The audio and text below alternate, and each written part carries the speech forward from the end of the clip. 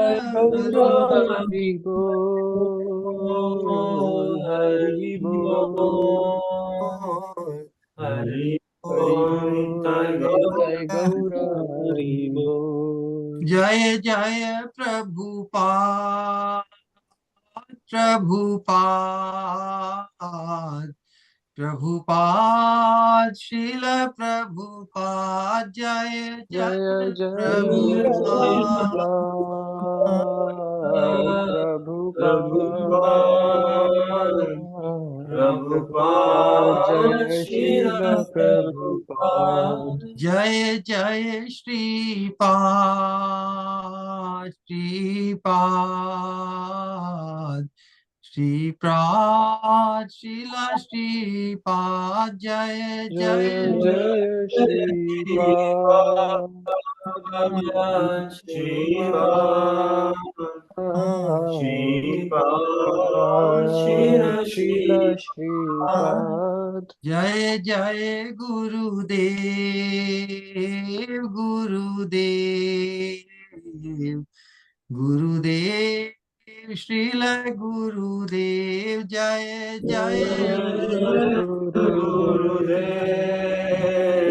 Gurudev, Gurudev, Srila Gurudev, Nitai Gaura Hari Bol, Hari Bol, Hari Bol, Nitai Gaura Hari Bol, Nitai Nitai Gaura Gaura Hari Hari Bol. Hari Bol, Hari Hari Bol, Hari Bol, Nitai Nitai Gaura Gaura Hari Hari Bol. Ai Gauranga Premanande Hari Hari Hari Hari Bol. Bolo Jai Jai Shri Radhe, Jai Jai Shri Radhe, Jai Jai Shri Radhe Shyam. Nitai Gauranga Bhagavan, Jai Jai Shri Vrindavan Dham Ki Jai. Om Namo Bhagavate Vasudevaya. Om Namo Bhagavate Vasudevaya. Om Namo Bhagavate Vasudevaya. Namo Mahavadanyaya Krishna Prema Pradayate Krishnaya Krishna Chaitanya Namne Gauratvishe Namaha. Studying Sikshastakam by Bhagavan Sri Chaitanya Mahaprabhu. We discussed somehow try to appreciate the message of Mahaprabhu through this chanting, Sankirtanam, Sri Krishna Sankirtanam. Because Sri Krishna Sankirtanam, this whole Sikshastakam is designed in such a systematic, because it takes us through all the stages of the path of pure devotional service, beginning with sadhana bhakti, then bhav bhakti and prema bhakti. And it's so systematic. We will try to appreciate as much as possible the thought of Mahaprabhu and the way our predecessor acharyas have appreciated this message, following in their footsteps, accepting their complete subservience and anugatya. We implore their causeless mercy to enlighten all of us so much, cause so much enlightenment that it becomes incessant. So incessant enlightenment is called awakening. So this the study of Sikshastakam, the way our predecessors and Mahaprabhu want to give us, how much they want to give us, how much we can be made capable to appreciate and imbibe its message. It will depend on that only, how much we will be able to appraise its value in our lives. So Chaitanya Mahaprabhu, basically in the first sloka, he said that it causes complete self-purification. Our self, it has been plagued due to self-centeredness. And self-centeredness causes the ultimate, what is the opposite of purification? It's the ultimate dirtiness. So self wants to become purified so that it can experience the treasure which is meant for him, which is the potential. The human potential especially is blocked due to this animalistic propensity of self-centeredness. Other species have no way to come out of it, but human species has the way out. And there is a last effect, ultimate effect of participation in congregational chanting. We discussed many aspects. We'll just recap what has been given to us. Entire existence will be purified.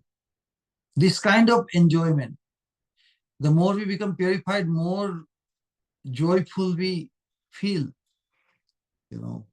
Unlike on the material platform, in the name of enjoyment, one becomes only exploited. In the name of enjoying, one only loses. Like somebody goes to Las Vegas, the Sin City, and they spend so much money in gambling, and then when they become lose everything, then they discover, oh, we had great fun. What was the fun? What was the end result of fun? Then they lost everything. They became bankrupt. So the kind of enjoyment Sankirtan presents, it only purifies. It does not pollute, but it purifies. Generally, on the material platform, enjoyment means exploitation. Correct? We exploit others and think that but actually, enjoyment from the absolute point of view, in the enjoyment of the absolute, when we become completely consumed, everybody has been exploiting us, So maybe that is the nature of becoming consumed. But when we are exploited, even from that point of view, if you are exploited by the absolute, then we experience the absolute enjoyment. Because mundane enjoyment, what it does, it creates a reaction, give and take, the cycle of reaction, action, reaction. And that reaction itself is pollution, because we are trapped by the action, reaction, karma, granthi. So that is the attack on the mundane, in the process of mundane enjoyment, because it creates a reaction and pollution, and that reactionary pollution attacks the enjoyer. But here in Sri Krishna Sankirtanam, because Krishna is the aggressor, Krishna is the enjoyer, Krishna is the trigger. So result is purification. When Krishna enjoys, by any action of ours, any thought of ours, any speech of ours, when Krishna enjoys, that itself causes, the result is purification. Purification means we experience the true joy of fulfillment. So by becoming consumed for the pleasure of Krishna, this Sankirtan allows us to experience our total consumption for the pleasure of Krishna. Because when all enjoyment comes from the center, Krishna is the center of the whole existence. Aham sarvasya prabhavo. Sutre mani gananiva. What is the beautiful sloka? Krishna. Matta pataram nanyat kinchit asti dhananjaya. Mai sarvam idam protam sutre mani ganaiva. From Krishna's point of view, this is how he sees. Mattah partaram nanyate. So the shloka, sometimes different interpretation, they confuse the very purpose of this shloka. When Krishna says, Mattah param, there is nothing beyond me. Nothing beyond me means beyond my control. Mattah partaram, there is nobody above me. And this is how Krishna makes everybody dance. Now, whether we dance willingly in accordance to his will or unwillingly, but dance we cannot not. We only dance. Yare yeche nachai se taise kare nitya. Ekala Ishvara Krishna ar sabhritya. Jare jaise nachai se taise kare nitya. So this is the beauty of Krishna. So when we are able to identify that Krishna is the one who is making us dance, then we agree to dance very much in accordance to his direct will. Directly or indirectly, we only end up dancing. But when we willingly, in accordance to Krishna's will, when we dance, then we are allowed to enter the inner circle of Krishna. Otherwise, we are left on the external circle of Krishna. External circle means external realm of this material energy of the three modes of material nature. Then we are subjected by its influence in every action and reaction fashion. So when all enjoyment that comes from the center, when we are able to identify through this Sankirtan, that from the Krishna is appreciated as the supreme autocrat,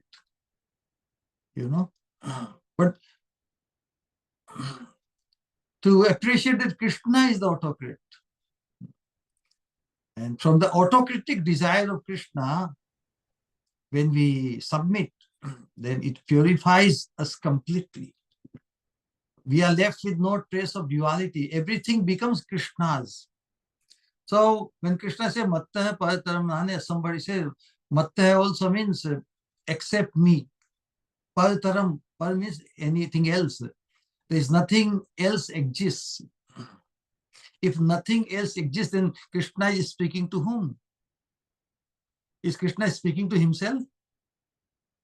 So this is how, by common sense, we can understand that those who try to misinterpret Bhagavad Gita shlokas, then Bhagavad Gita's message should be properly understood. So when Krishna says in the second line, Mai sarvam idam protam sutre mani ganaiva, everything which we see, perceive, is moving, or like all the pearls are woven around this thread. So Krishna is the essence of everything, basically. So in the first sloka, when Krishna says Sarvatmasnapanam param vijayati Sri Krishna Sankirtanam, all aspects of the self become purified. Not only our physical body, which at present, because we are sadhakas, we are to participate in Sankirtan movement utilizing our senses. So all the senses, the body, the mind, intelligence, ego, chitta, everything, antakaran, everything becomes fully purified. And especially when we chant Krishna's name congregationally,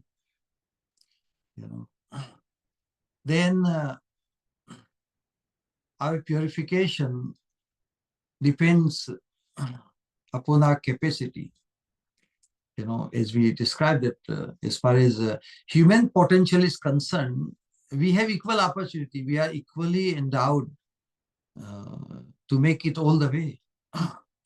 But how much one is ready, how much one is able to ready himself, depending upon our present condition. That's why in congregation, actually we are pulled and pushed.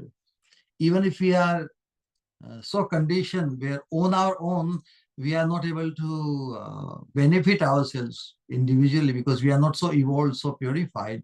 But congregationally, someone who is more enthused, more involved, more consumed, then it catches up to us. So this is why Mahaprabhu emphasized the congregational chanting. It's the most purifying. So anybody who comes in touch with this congregational chanting will be purified. That's why Mahaprabhu says, go on with this Nam Sankirtan congregational chanting of the holy name of Krishna. But of course, when we say congregation, means in association. So our association has to be genuine, because they are in the name of a lot of congregation, different people are propagating so much unwanted things. That's why this Sankirtan must be genuine. Genuine will depend, means association of a saintly people. It is very essential. So our congregation must be led by the saintly pure devotees. Because Sankirtan is not an empirical experiment. In empirical statement, one can isolate oneself and I will do this much seminar, this much study, and no. Congregation, this chanting is meant to implore or attract the special mercy of Krishna. It is mercy oriented. It is not like a personal ambition oriented. We are attempting to have a connection with the higher realm, which is not conditioned by the three modes. So anything which we perform with the ideology of the world of three modes of material nature, we will be baffled. And that's why we are hankering for the mercy, we are hankering to get connected to the higher realm. And when our genuine imploring through congregational chanting, then what happens? The higher reality is connected and we receive that grace. Because this sound vibration, Krishna name, Hare Krishna, Krishna Krishna, Hare Hare, Hare Rama, Rama Rama, Hare Hare. It is not merely just physical sound as it appears to most all the conditioned souls. But it comes from the inner self, from the heart. It is not just lip dip. It is very much divine. It is spiritual, and especially we need it because we are stuck as per our nature of the Tatastha Shakti, the marginal potency. So for us, especially, the higher connection is necessary. We are already stuck in between the material and the spiritual. So the spiritual force has to pull us. So this congregational participation in congregational chanting will enhance our pull towards the higher circle. And so when that wave of mercy descend from the higher realm, then we will experience its effect all around us. We will be all engulfed. Snapanam, sarvatma, we will be totally engulfed, drowned into that ocean of wave of mercy. So as we discussed, Cheto Darpanam Arjanam Bhav Maha Davagni. So these all 7 aspects, the sevenfold results when we perform this Sankirtan of the holy name of Krishna, it will produce the 7 aspect results. So we remember them. This is the essence that Mahaprabhu wants us to benefit from all 7 aspects of congregational chanting. So that's why systematic is like a thesis on chanting the holy name. The thesis, in thesis we participate, we benefit from all aspects. So the first effect is that the holy name cleanses the soul. Cheto Darpana Marjanam. It cleanses the soul which is attacked by the dirt of all the material desires. Since eternity, the pool or the string of unlimited desire, unbreaking chain of desires, which has been plaguing our human potential to attain the absolute platform, And then, in order to accomplish that, the second effect, Bhav Mahadavagni Nirvapana. What does it mean? By the second effect, it gives us liberation, it gives mukti. It releases us from the clutch of, Bhav Maha, Bhav Bandhan, Bhav Vasana. All these things are removed. It causes perfect independence from material forces, You become released, become independent from material forces. And then the third effect, Shreya Kairava Chandrika Vitarnam Vidya Vadhu Jivadam. 3 and 4 together. That's the real fortune. The real fortune is aroused. The opening of the real treasure of the soul. The soul has been since eternity in search of the eternal, incessant, unending, unbreakable bliss. So Shreya Kairava Chandrika Vitarnam Vidya Vadhu Jivanam. It makes our life very sublime. So Chaitanya Mahaprabhu, when he says that real fortune is ignited or exposed through this congregational chanting, because we realize our true identity, the Sambandha Gyan, that I am Krishna's. So my existence is meant for Krishna's pleasure. One becomes completely free from self-centeredness when we realize our eternal identity. So in whichever fashion, whichever mood, there are 5 rasas, Shanta rasa. In Shanta rasa also one appreciates Krishna's beauty and Krishna's everything, and just relishes the appreciation of Krishna's beauty and his opulence. In Dasya rasa, Sakhya rasa, Vatsalya rasa, and Madhura rasa. So ultimately Mahaprabhu wants to take us to the highest point of the possibility of expressing the highest level of love towards whom we belong to, Krishna, the divine couple in this context. Because in the 4 rasas, how much love one can express, there is a limit, But in conjugal, in Ujjval rasa, one is able to express or give oneself completely. What differentiates the sadhakas or the devotees in other rasas compared to those who are situated in conjugal rasa? In conjugal rasa, one is able to offer oneself completely. Sarvango se Bhagwan ki seva, yugal ki seva.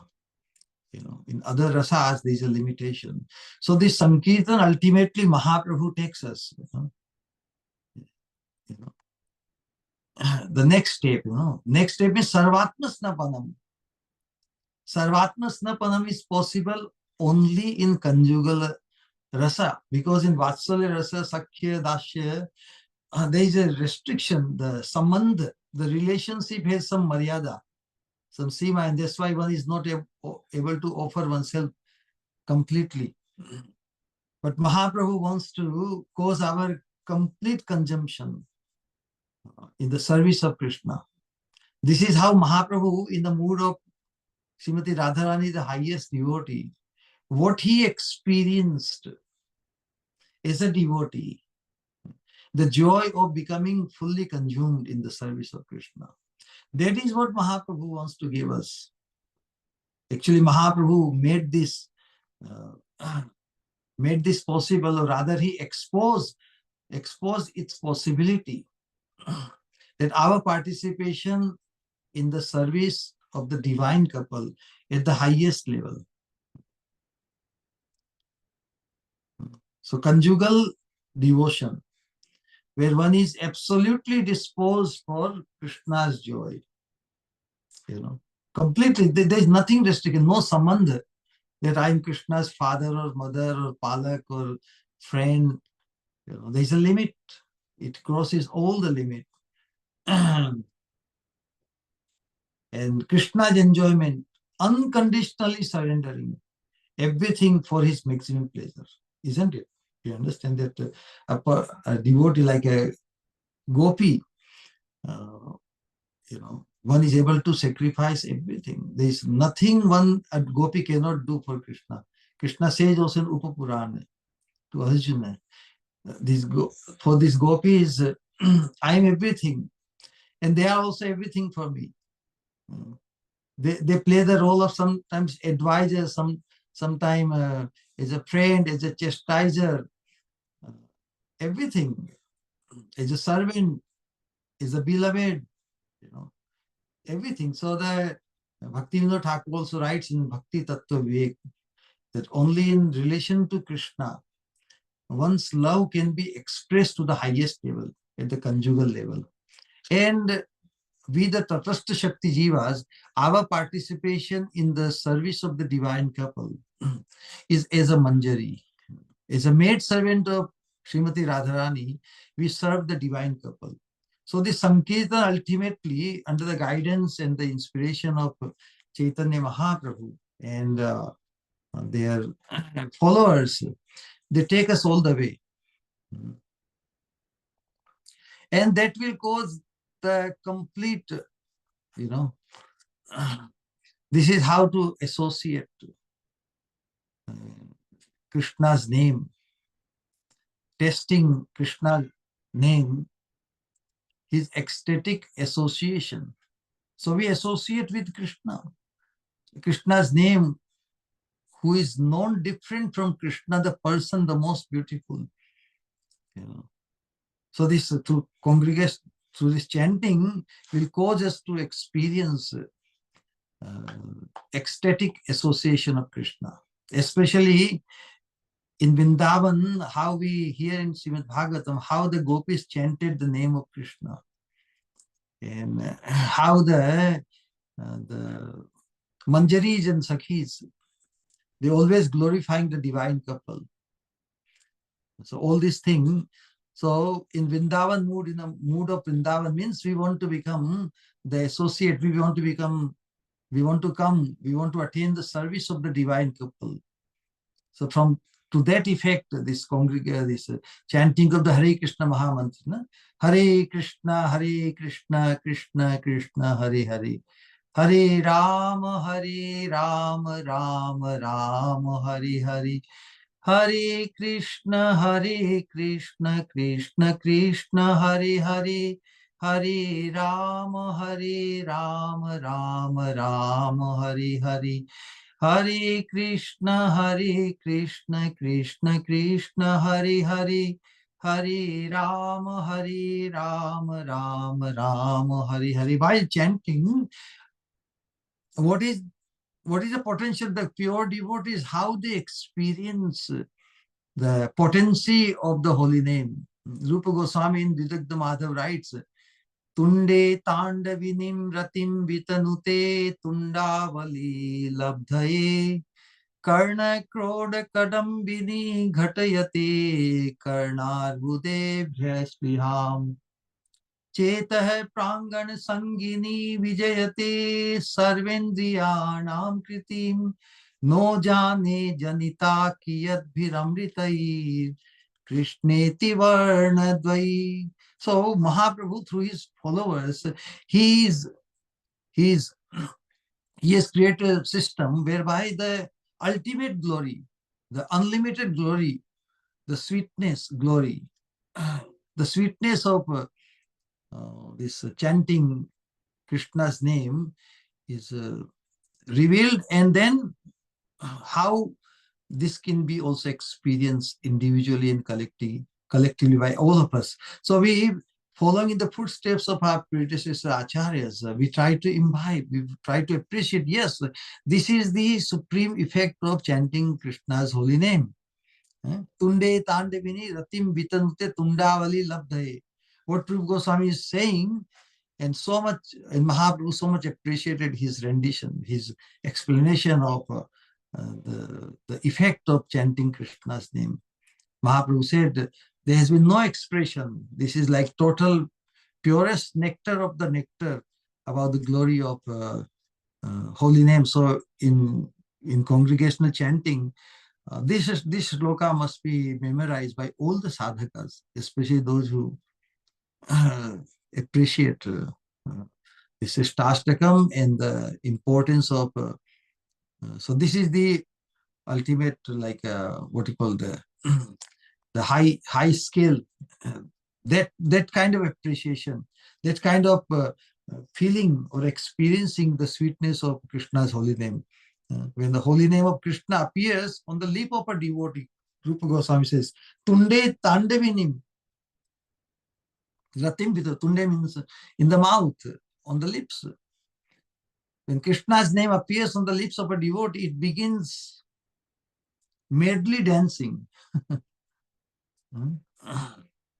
Then the name takes over and handles him as if the person to whom the lip belongs loses all control. So the mouth becomes paralyzed because the sweetness is so much experience. One mouth cannot assimilate all the unlimited things. So he's saying, what is this? I need Tundavali Labdhaye. I want millions of. How many? I want millions of mouth. With one mouth, how much sweetness of Krishna can I experience? I need millions of mouths to taste this unlimited sweetness. I will never feel any satisfaction by chanting only with one mouth. See, one sense became paralyzed by the infusion of chanting this holy name. And one sense, when we compare, it catches up to other senses. Karna Kroda Kadambini Ghatayati Karnarbudebhyas Priham. Then when the holy name enters the ear hole of the chanter, he feels that transcendental sound of Krishna. It awakens in his heart because the sound vibration enters the heart through the ear. But how much he can receive through the ears? So you say, Karna Kroda Kadambini Ghatayati Karnarbudebhya Arbuda. Billions of years I should have. The Creator has given me only 2 years. So this is very great injustice. So this is the influence of chanting. I need millions of years. Then I could hear the sweet name of Krishna. My heart might be a little satisfied. I want millions and millions of years to hear the sweet name of Krishna.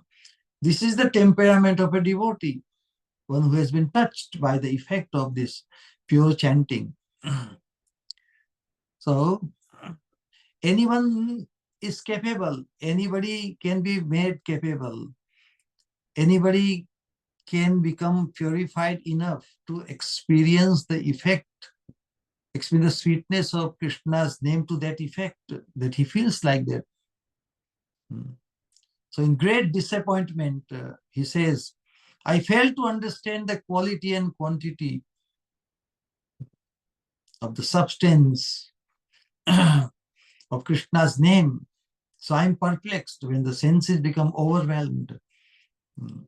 So one wonders only, oh, what kind of no jane janita kiyat vir.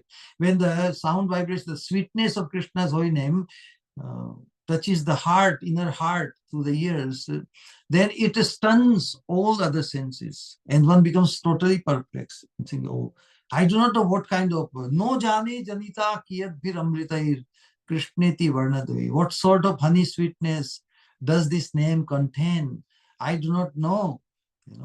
So it only causes the wonder. So the sweetness of Krishna's name, which Mahaprabhu propagated or inaugurated, it is compared to Krishna's flute song, because it is non-different. Chaitanya Mahaprabhu taught that, who said, properly chanting the holy name, the sound representation of absolute sweetness. And that sweetness is also to be found in Krishna's song of his flute. Because sound is very powerful, isn't it? Sound can make it or break it. In Hitopadesh, they say that amantram aksharam nasti. These letters which creates the sound. Just imagine if it is presented in a mantra form, like oh, it raises, it makes us, it gives us a tremendous upward direction. In the same way, Hare Krishna, Krishna Krishna, Hare Hare, Hare Rama, Rama Rama, Hare Hare. So when the sound or the letters are presented or put is the mantra, like Maha Mantra, then it connects us, it gives us the upward direction, takes us all the way towards our supreme destination. But the sound also has the capacity to break it. If sound is not presented, the letters are not presented as a mantra, then it can cause so much chaos. It can cause commotion. If it is not mantra, it can become commotion. It can cause conflicts, fights, and all these things. The sound has a tremendous effect. So we can say that sound vibration can work miracles. Sound has the highest capturing potency. So why not utilize this capturing potency of the sound in a mantra way, not in like commotion or in a destructive way? So the sound is that powerful, it can do anything. It has such intrinsic capacity. And this Krishna's holy name, especially in the form of Mahamantra, Hari Nam Mahamantra, Lautumi Magi. Golokera Premadhan, Hari Nam Mahamantra. So this sound vibration comes from the subtlemost absolute plane, beyond the ether. And so this, how much power is there, how it can capture us. We find ourselves so insignificant, and the flow of mercy which has come through this Harinam Sankirtan from the highest realm, absolutely, it can totally, we can be totally swept by it. So that is what we want to experience.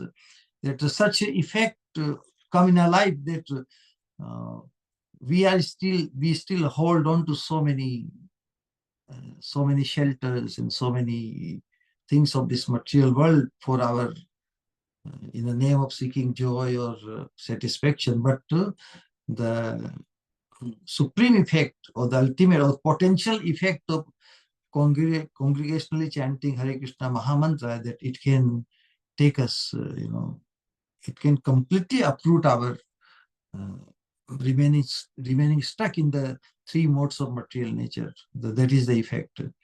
How much power is in the holy name of Krishna, because the sound is non-different from Krishna. So if we appreciate through scriptures how powerful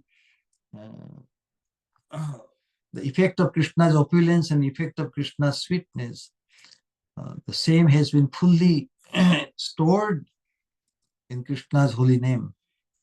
So Chaitanya Mahaprabhu says, don't neglect the sound which is one and the same as Krishna, non-different from Krishna. How much we should value chanting Krishna's name, because if it is non-different from Krishna. But at what stage we will be able to perceive? We believe, we have faith. हम मानते हैं कि yes, Krishna's name is non-different, but क्या हम जानते हैं? Have we realized it? So realization matters, na? And that's why Mahaprabhu says, don't neglect at least what we believe, at least we act accordingly. Although we have not realized it, but eventually we will realize it. Don't neglect the sound which is non different from Krishna. Krishna is absolute sweetness, absolute goodness, so is the name Krishna. And in this particular age, the holy name is presenting itself. Holy name is representing itself. What he is representing? The sweetness and the goodness of Krishna it is representing. And it is presenting, it is giving itself to all of us so cheaply. Why? Why Mahaprabhu was able to, why Mahaprabhu chose or could give this love of God through this congregational chanting to us living entities of this Kali Yuga. Because why? Can anyone think? If Krishna's holy name is representing itself to us in a very cheap way. Why? Because we do not have any price to pay, any else to pay. In other yugas, the sadhakas had so much qualification, so much prowess, mental prowess, physical prowess, determination. And if Mahaprabhu wanted to give the priceless thing, love of God is priceless, correct? So the tendency of the people of the other yuga, they will say, okay, Mahaprabhu, you want to give us very precious thing. So what we have to do? So they will offer, okay, how many years we have to do meditation, how many years we have to do vrata of no staying without eating, drinking, or anything, what austerity we have to perform. And Mahaprabhu would say, well, what I'm trying to give you is priceless, but you are putting price on it. So you disqualify. So the attitude of the people, sadhakas in the other yugas, because they were very much ready to do anything and everything within their command, within their capacity. But Mahaprabhu, if you would say that I want to give you a priceless thing, so they say, okay, we are ready to do anything. But Mahaprabhu said, this is priceless, you don't understand. And this is why, because people of the other yugas won't understand, won't be able to appreciate the pricelessness of this love of Krishna through chanting. Mahaprabhu could not give them, and that's why he chose this Kali Yuga Jivas. We are already bankrupt in so many ways, Sooner or later, we all experience, due to our physical agonies, physical troubles, mental troubles, and so many situations coming, so much bankruptcy is filed only in Kali Yuga, correct? We never heard the word bankruptcy in other yugas, So when a person becomes bankrupt, he's Hare Ko Harinam, he just hands up. So Mahaprabhu, he's attracting the attention of all of us, who have experienced bankruptcy in this material existence. Yes, Krishna, we are suffering, So, and Krishna says, okay, now you qualify to receive the priceless thing. Just by chanting one name of Krishna, you can be delivered.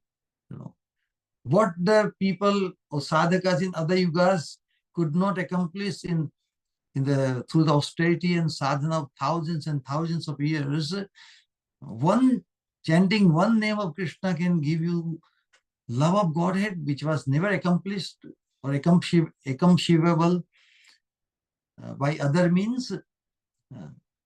They won't believe. They say, oh, by only performing so much austerity, we can achieve this thing, and just one name of Krishna can give you what you cannot get even through the austerities of thousands of lifetimes. So that it would be unbelievable for them. They won't believe, but a person who is bankrupt, he's ready to believe anything, correct? So if you say, oh, well, you can be delivered, you can get the highest gift by simply chanting Hare Krishna in complete surrender. Hare Krishna, Krishna Krishna, Hare Hare, Hare Rama, Rama Rama, Hare. So Mahaprabhu, that's why he chose Kali Yuga living entities. They can appreciate, yes, they have nothing. They are bereft of anything. They have no qualification. They are total feeling of incapacitatedness. So only in that condition one is able to appreciate the unlimited glory of Krishna's holy name and take shelter. So what is required, what is required is sincerity on our part. So one who simply takes this divine sound sincerely will be so enriched that no one will be able to conceive of so much goodness and development in one's consciousness, in one's existence. you know, of course, it is being given so cheaply and so freely to everyone, but one must chant it sincerely, just because there's a saying in Hindi that Ghar ki murgi dal barabar. If something is easily, cheaply available, we may not be able to value it. It is quite possible. But through satsang, we come to this understanding that although this holy name is being given so cheaply and easily, but we will experience its glory. We will experience its sweetness. We will experience only in accordance to how much sincerity, with how much sincerity we offer ourselves in its anushilan or its chanting.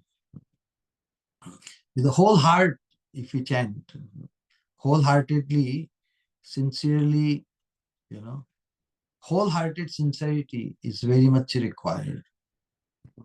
So how one attains this wholehearted sincerity, this is a question. Only if we find our association with those pure devotees, advanced devotees, who have wholeheartedly, in sincerity, they have offered themselves.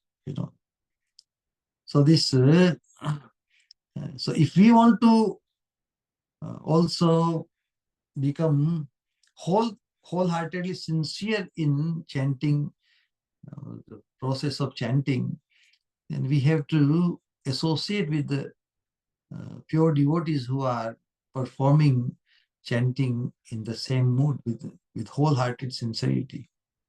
Because on our own, we cannot experience that, because so it is very essential that we are involved in this chanting Krishna's holy name through the devotees, through a saint, So they are our way, or the agent to take us all the way, getting the holy name from them. Because how they experience that much glory and sweetness of the holy name through the mercy. So ours is a path of becoming connected to the flow of mercy.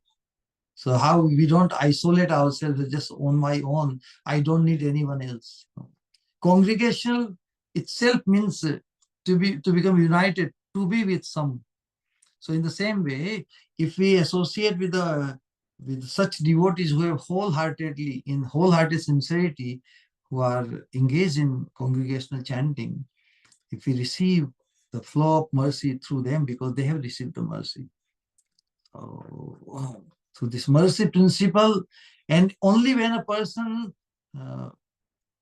acknowledges the mercy received by him, he will not become arrogant. Otherwise, because mercy is such a thing which is always unqualified. If something we receive through our qualifications, cannot be called mercy. So the unlimited glory of Krishna's name can be experienced only through the mercy from those who have received that mercy. So we have to identify such pure devotees who have received the mercy of Krishna through this congregational chanting, Sankirtan, So Caitanya Mahaprabhu, he says that let this Sri Krishna Sankirtan be expanded into the whole world. Sarvatma Snapanam Param Vijayate. Param Vijayate. That is its potential. The whole world can be inundated. Our whole existence can be inundated.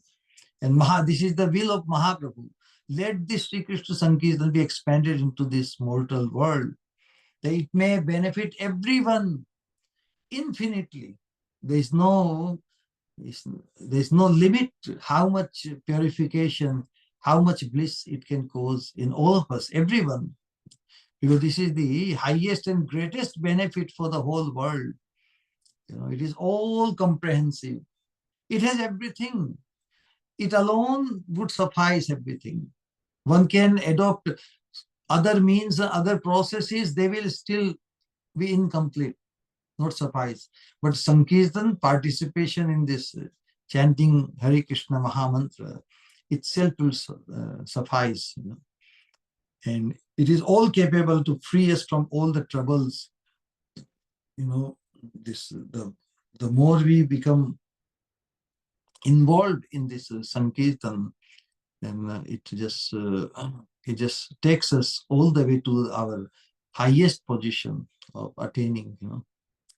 So especially in the present most degraded age of Kali Yuga, only Nam Sankirtan can help us. There is no other means. As we discussed, that although Nam Sankirtan was beneficial even in other ages, but it is especially recommended for Kali Yuga, because in this age, all other attempts will be opposed by so many obstacles, so many forces. But Nam Sankirtan cannot be opposed or troubled by any problems, because and that's why it can be adopted by any condition. So in the human form of life especially. So if we exclusively give ourselves to this, we will gain in the highest fulfillment of life. There is no necessity of any other processes, any other campaigns, because all other processes and campaigns, they are all defective because of the influence of this particular age. But only this congregational chanting, it will make us victorious without fail. So it's a complete package. This congregational chanting is a complete package. Other processes and means, they may appear as special or good for some time, but they will not survive in the present atmosphere. And that's why intelligent persons, especially in Bhagavatam, they say, Kalim Sabha Jayantim Arya Gunagya Sar Bhaginaha Yatra Sankirtanenaiva Sarva Swartho Vilabhyate. Gunagya Sara Bhagina, those who are very intelligent, like those who can separate the real thing from the unreal. Gunagya, sar means the essence. Those who can pick up the essence from the dirt, like the Hansa, can separate water from water and the milk. So Gunagya Sara Bhagina. What they say? They yatra sankirtanenaiva. They acknowledge that in this age of Kali, merely by this congregational chanting, yatra sankirtanenaiva, only by this sankirtanam, sarva swartha, sarva, all the swartha means the good. So all swartha, all good include also our ultimate good. So sarva swarthopi labhyate. Sarva means includes all temporary swartha, intermediate swartha, long-term swartha, but ultimate swartha also included. So sarva swarthopi labhyate. So those who are enlightened by the connection to this Bhagavad culture, ours is a path of studying through Srimad Bhagavatam. So this congregational chanting is also the conclusion of Srimad Bhagavatam. Where Srimad Bhagavatam concludes, Nama Sankirtanam Yashya Sarva Papa Pranashanam Pranamo Dukkha Shamanas Tam Namami Harim Param. Correct? So Mahaprabhu says, exclusively devote to this Sankirtanam. It is all embracing and all fulfilling. And you can achieve it with the least trouble and least energy. Let it flourish in this Kali Yuga. Let it flourish for the welfare of the whole universe, to re-establish all souls in their normal position. Sarva papa pranashanam, all the obstacles. Papa means what? Nama sankirtanam yasya sarva papa pranashanam. All the sins are removed simply by this Nam Sankirtanam Yasya, the Supreme Lord, the glorification of his name, Nama Sankirtanam, or glorifying the Lord by reciting his name with wholeheartedness. Sankirtanam means with a complete inclusion of the mind, not merely the words are coming from the mouth, but when with a loving sentiment, of the heart, when the name is taken, it is also called Sankirtan. So we participate, we become absorbed, or we involve our whole existence in congregational chanting. And that will remove all the sin, all the obstacles. And through chanting, when we offer ourselves to Krishna, then it just brings all the auspiciousness, and it frees us from all the anxieties. So, pranamo dukkha shamanas. Dukkha shamanas means dukkha means what? Anything which causes the anxiety, which creates uncertainty. Uncertainty is called dukkha. No? So when through this congregation chanting, when we offer ourselves and realize Krishna is the ultimate shelter. So if we are connected to the ultimate shelter, whether other shelters work or not, that anxiety is removed. When we have ultimate shelter, which always works, unfailing shelter, Krishna's holy name, if one has found his connection, one who has adopted or one who has taken shelter of the ultimate shelter, then other shelters, even if they fail, and they will fail eventually, in due course of time, all shelters, the shelter of mother, shelter of father, shelter of society, shelter of this body, shelter of my mind, shelter of my money, wealth, all these shelters shatter, no? They give up in due course of time. So they cannot be relied. They are not ultimately reliable. So even if those shelters are shattered, one can still hold on to the ultimate shelter, the holy name. And that's why Mahaprabhu says that Srimad Bhagavatam is the ultimate gift of Vyasadeva, who compiled unlimited scriptures. And Bhagavatam, what he ultimately ends up, that's where Bhagavatam stops, no? This great treatise of transcendence becomes silent.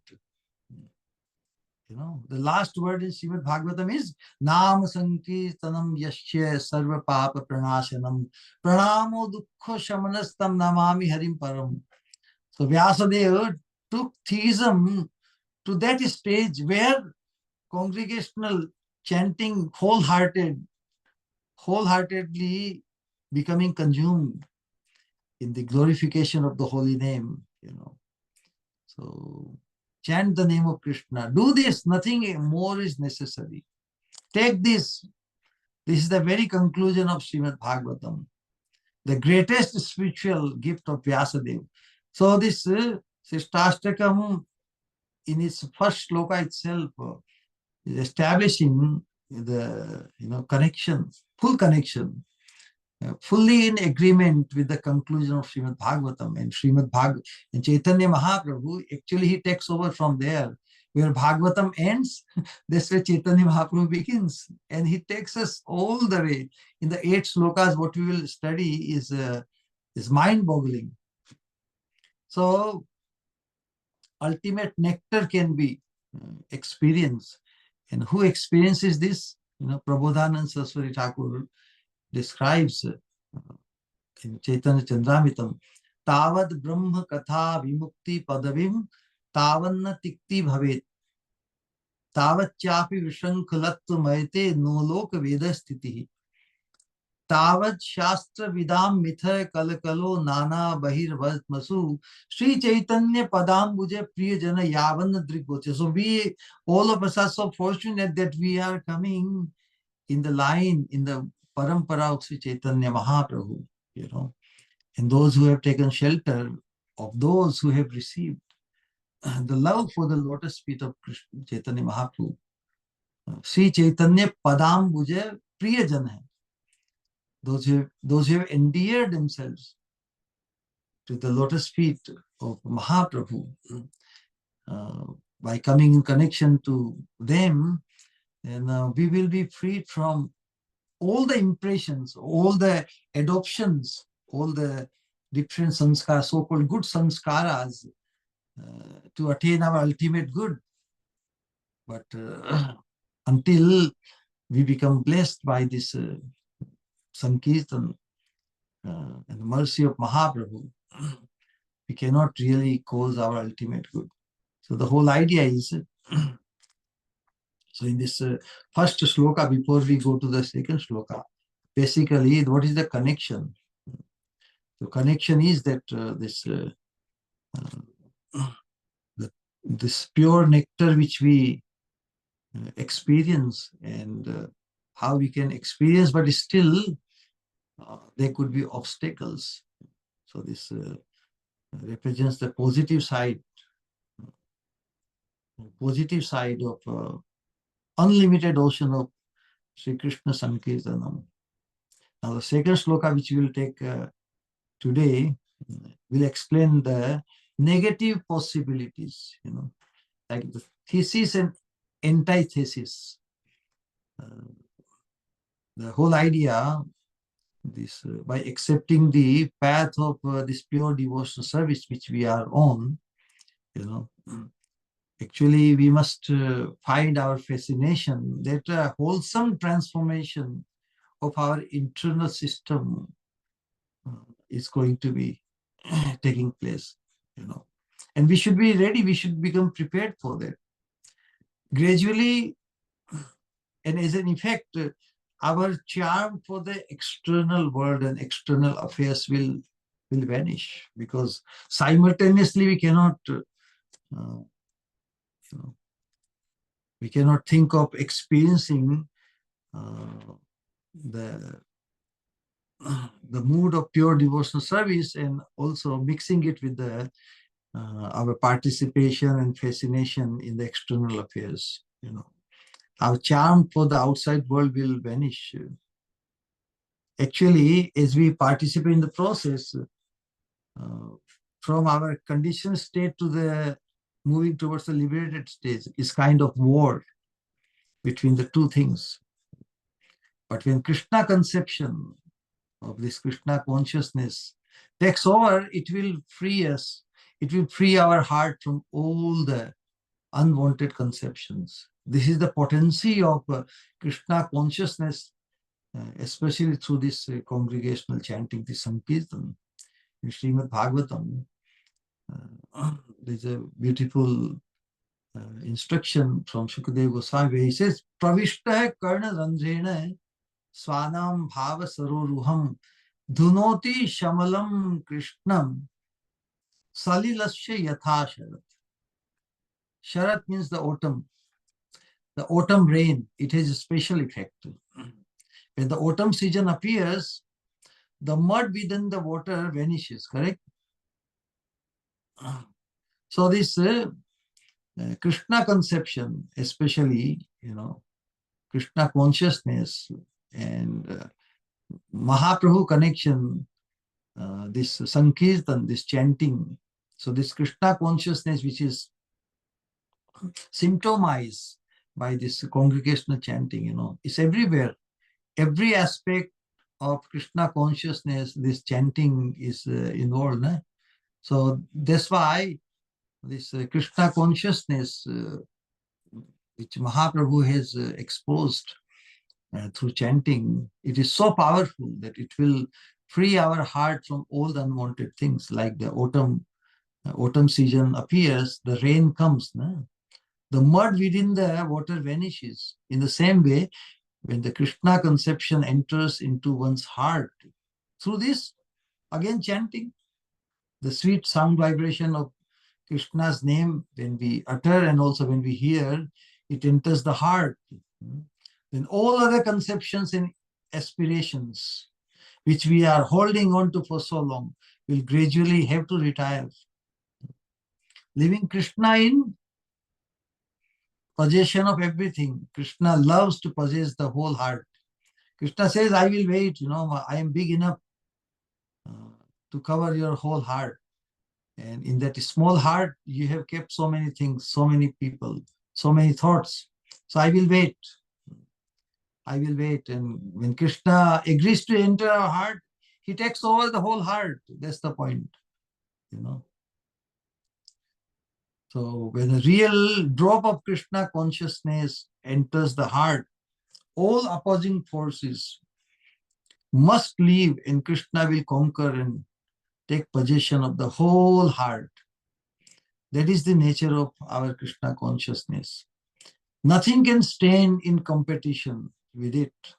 Not even the so-called devotion for others, demigods or so many things, other conceptions of spirituality. They all have to retire. What to speak about the faith in different creeds around the world, the faith in Christianity, Islam, or whatever other things. All other conceptions of theism have to retire, leaving the field to this Krishna consciousness, which is so powerful and so sublime. No aggressors. Nobody can block its flow. Once it has entered our heart, nobody can block it. And nobody can stand in front of it once it has entered our heart. This Krishna consciousness, it's absolute beauty and sweetness. It is so powerful that it will overpower, it will trample over any other force of so-called good, in the name of good or in the name of religiosity, in the name of doing good to others. Because Krishna consciousness and this chanting Krishna's holy name is so powerful, it will completely involve our heart and our whole existence. And we will want to replace it with nothing else. It is so, so divine. So that's why our struggle or our endeavor should be to attain or to realize the full glory of congregational chanting. How we do this? By becoming free from self-centeredness. The mercy which we have received from our acharyas, from our Guru Vargas, following in the footsteps of Chaitanya Mahaprabhu's will, Sri Chaitanya Manobhishtam.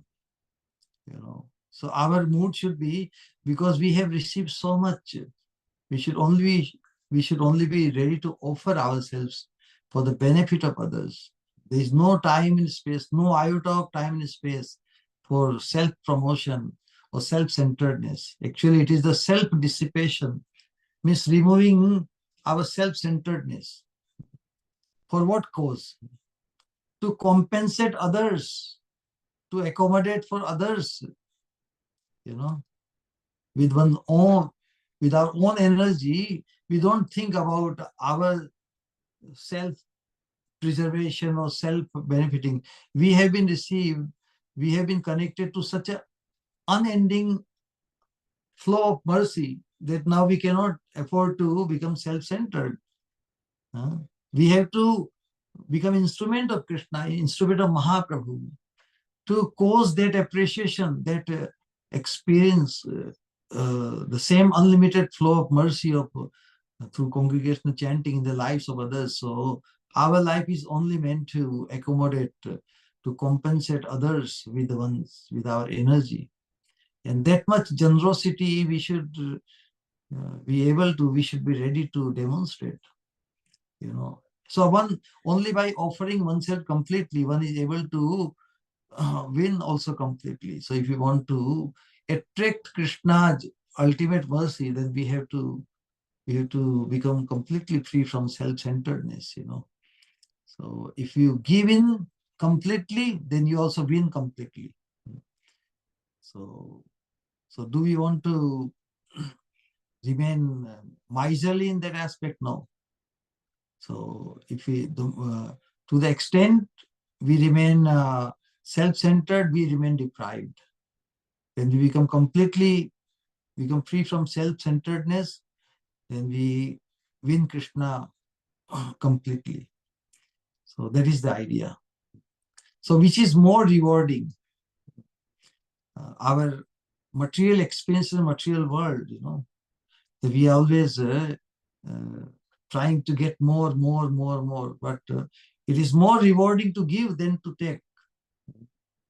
So our struggle in this congregational chanting or the Sankirtan movement,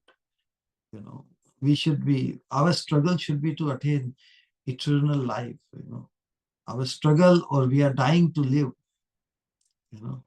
We are not living for ourselves. We are living for the benefit of others. That is the actual engagement of human energy.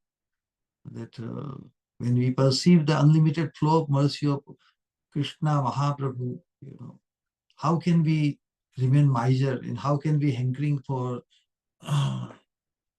any more on the material platform, hoarding? Rather, when we experience unlimited flow of mercy, our only desire is to give it to others. So this is the most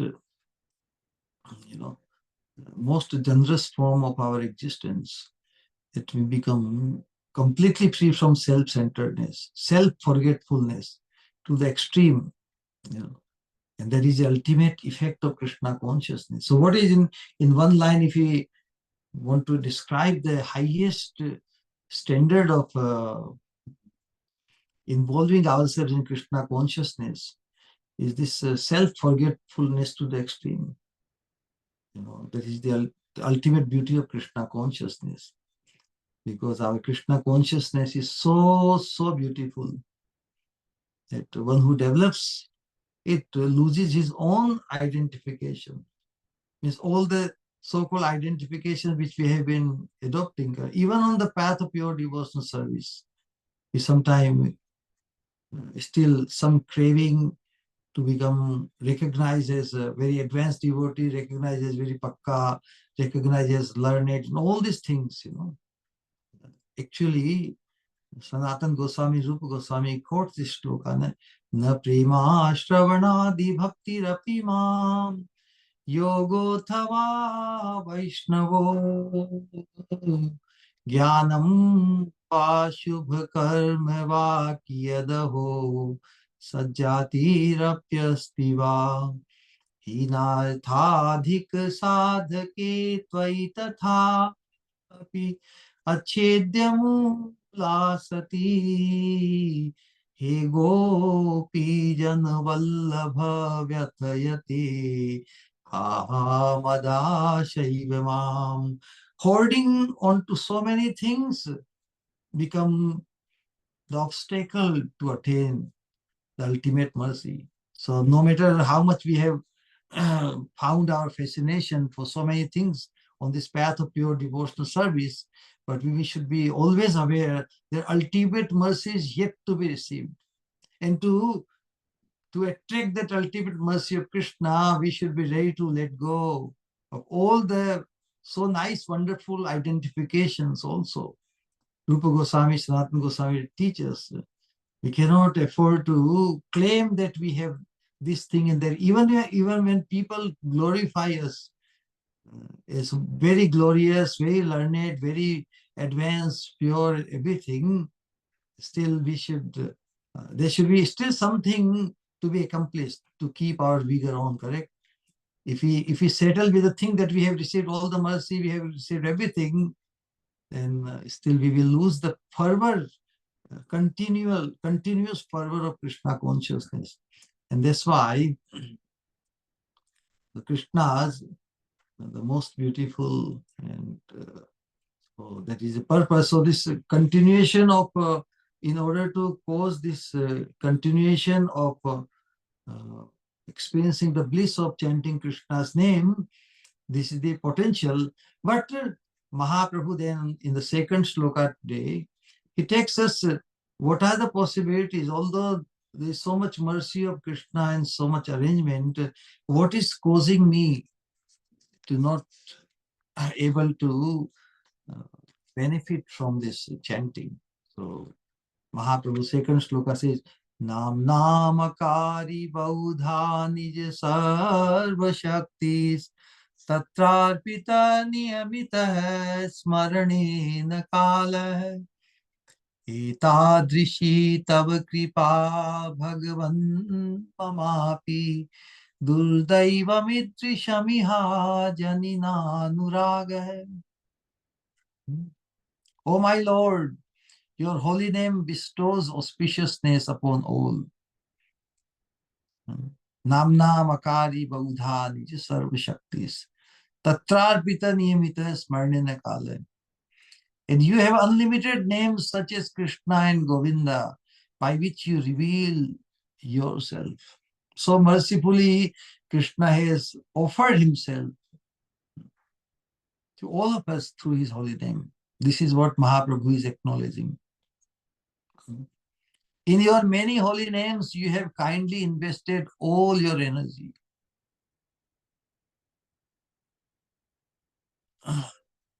Etadashi. Niyamita smarnina namna makari bahudha nija sarva shaktis. All your transcendental potency. And in chanting these names, there are no strict rules concerning time and place, correct? Out of your causeless mercy, etadrishi tava kripa. Etadrishi means that level cannot be established. They say etadrishi, causeless mercy. Etadrishi tava kripa bhagavan mamapi. You have descended in the form of divine sound. But Durudaivam idrisham yahajani nanuraga. But my great misfortune is that I have no love for your holy name. What an amazing hope which was demonstrated in the first slokas, correct? When something is presented as so hopeful, because hope is very essential to keep us enthused. But in the second sloka, it's like a complete antithesis. First sloka comes with such a complete package, isn't it? What else we need? It's not what else we need, but what we have to relinquish. No? In order to receive something wholeheartedly and fully to its full effect, we have to become situated. We have to become purified in the Father. We have to become the proper recipient. If the receptive faculty or avenue is blocked by so much dirt, correct? The water cannot pass through. So in the same way, Mahaprabhu has exposed the great fortune of Sankirtan with all its wonderful effects and potential. But Mahaprabhu expressing his disappointment, rather, that in spite of all such arrangement of Krishna, it is my misfortune which I am not able to, which I have not been able to remove. So Mahaprabhu is expressing through his tremendous humility. Mahaprabhu is the embodiment, is a manifestation of the highest tattva of divinity, and he is coming on the level of conditioned souls like us. Can you imagine the mercy? How much Mahaprabhu wants to take all of us hand-picking to the highest platform, seeing that we are utterly incapacitated to jump or to come up to that level which Mahaprabhu wants to take us. He has come down and expressing just to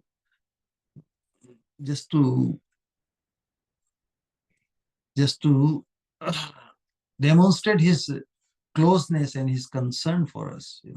If somebody is really concerned about the misery of the miserable souls like us, then somebody comes to us. We do not have the access, or we may not have the energy, we may not have the readiness or the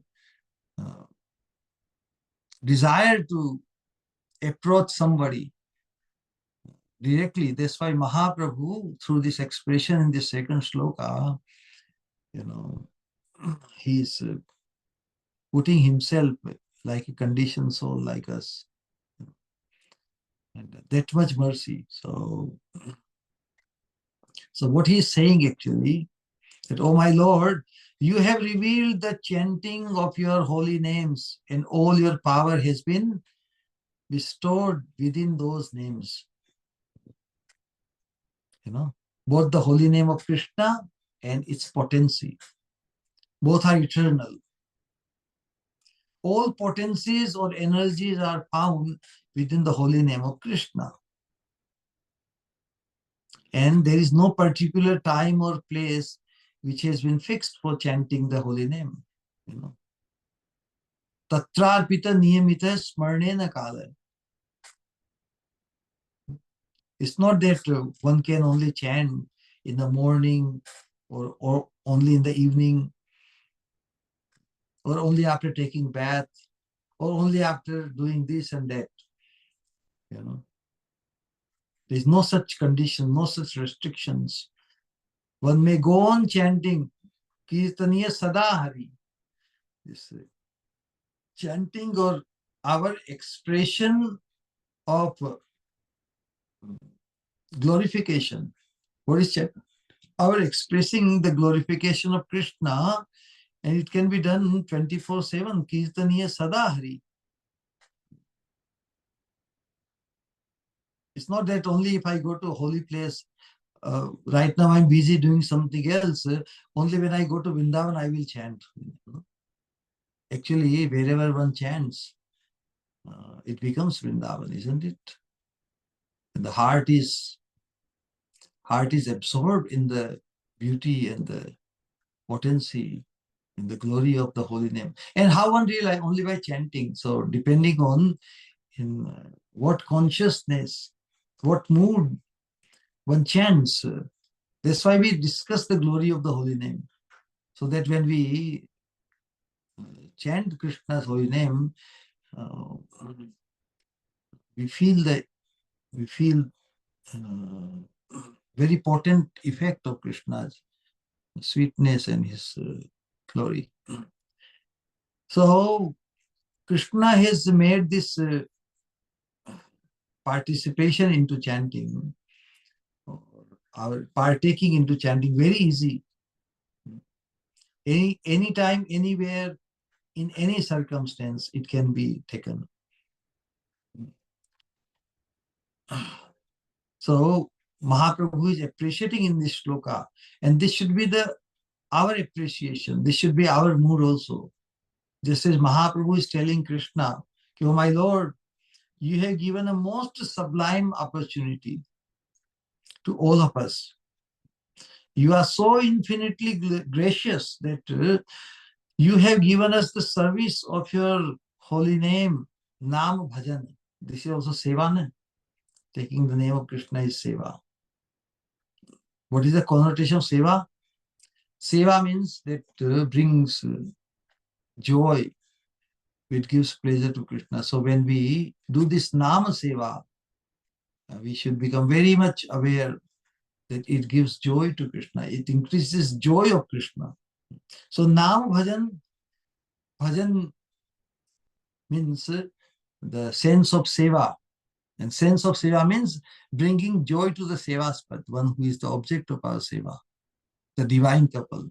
So when we do Nam bhajan, and especially by the inspiration of Mahaprabhu, we should remain very aware that what we are doing is bringing joy to Krishna. And that's why it is called bhajan, this participation of holy name. In spite of all this wonderful arrangement, what is my situation? That is what Mahaprabhu is lamenting. As a sadhaka, That it is my misfortune is that actually my misfortune is so bad. I don't find any earnest desire within my heart to take the holy name. If I had the desire, if I had participated in chanting, then naturally my love and taste, I would have experienced the sweetness of Krishna's holy name. But my misfortune is so bad that I have no desire to take the holy name. I have no faith, I have no love, I have no tendency to take the name. I do not find any inspiration to chant the holy name. So what can I do? This is a very, very precarious situation, The whole thing is just like somebody has been brought to the ocean of nectar and he has no thirst for it. So our theoretical understanding and appreciating this Sankirtan movement is like I appreciating, yes, it is very powerful, but without the thirst. Because we have drunk so many items that our whole system has become clogged. And so we have no thirst, no hankering for the holy name left in us. So our material conditioning, within three modes of material nature, somehow or other we have found our settlement. Yes, life is going okay, it's not so bad. We have not the trap, this comparative superiority or comparatively thinking that compared to others we are better off. Even if we acknowledge that we are better off than others, one thing that should pinch us is that our even acknowledging or claiming that we are better off is not good enough, to cause the ultimate benefit, or actually we discuss this point of human potential, to perform up to our human potential. We cannot afford to think that we are better off than others. We have to transcend. We have to upgrade ourselves. We have to go beyond it.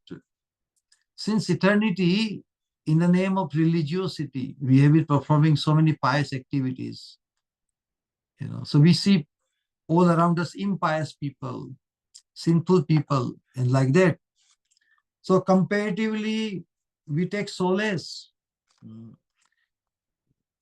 in that our life is not so bad. And that way we lose the focus to attain the ultimate benefit. So this is the human conditioning. How to become free from this conditioning when the unlimited treasure of transcendence is awaiting all of us?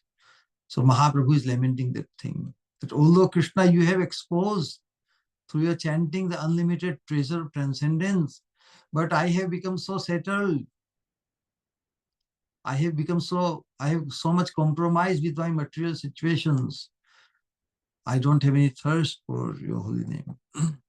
So this is real lamenting. So what to do?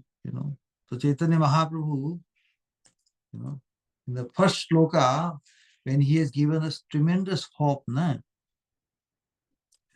you have given everything from your side to lift me up from this mundane world of relativity, comparativeness. Krishna's attempt is to deliver all of us. And Krishna, the way Krishna has tried, his attempt through this congregation by exposing this, Mahaprabhu has become the primary propagator. Sankirtanaika Pitarau.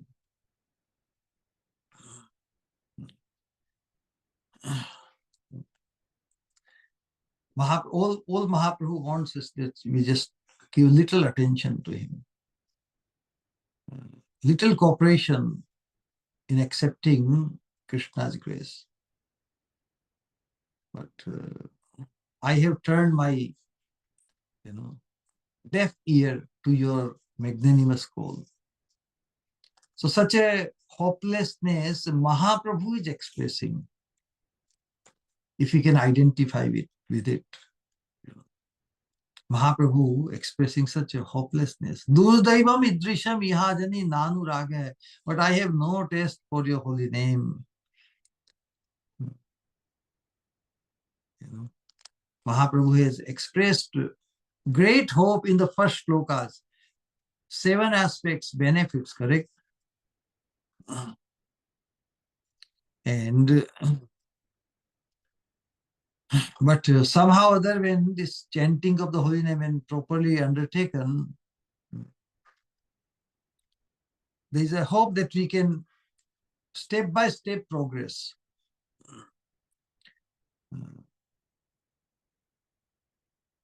And step by step, how Mahaprabhu, the 7 stages from Cheto Darpan Marjanam, then liberating from all the entanglements of worldly desires, and Sarvatmasna Padam Param Vijayate, the complete victory of the holy name. But that has to be first experienced in one's individual life.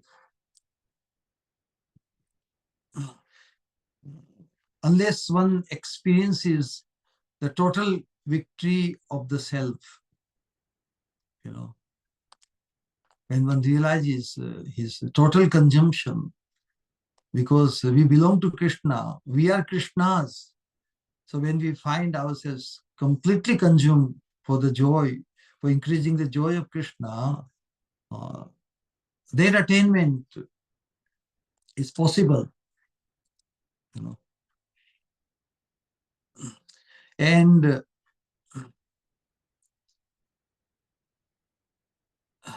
we can experience through such purification that we have been transferred, we have been connected to the divine realm. Divine realm means Krishna Swarup Shakti. So this mundane realm is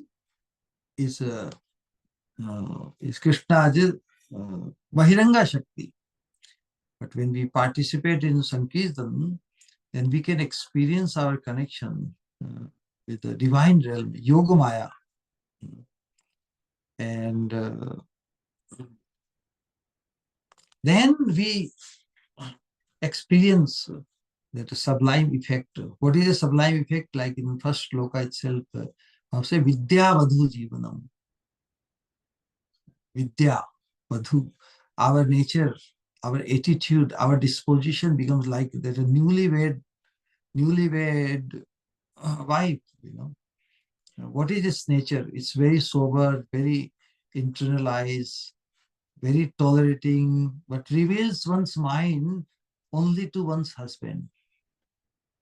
So in the same way, what thoughts or what sentiment we experience through this congregational chanting, we keep it reserved only for Krishna. We don't engage in self-glorification.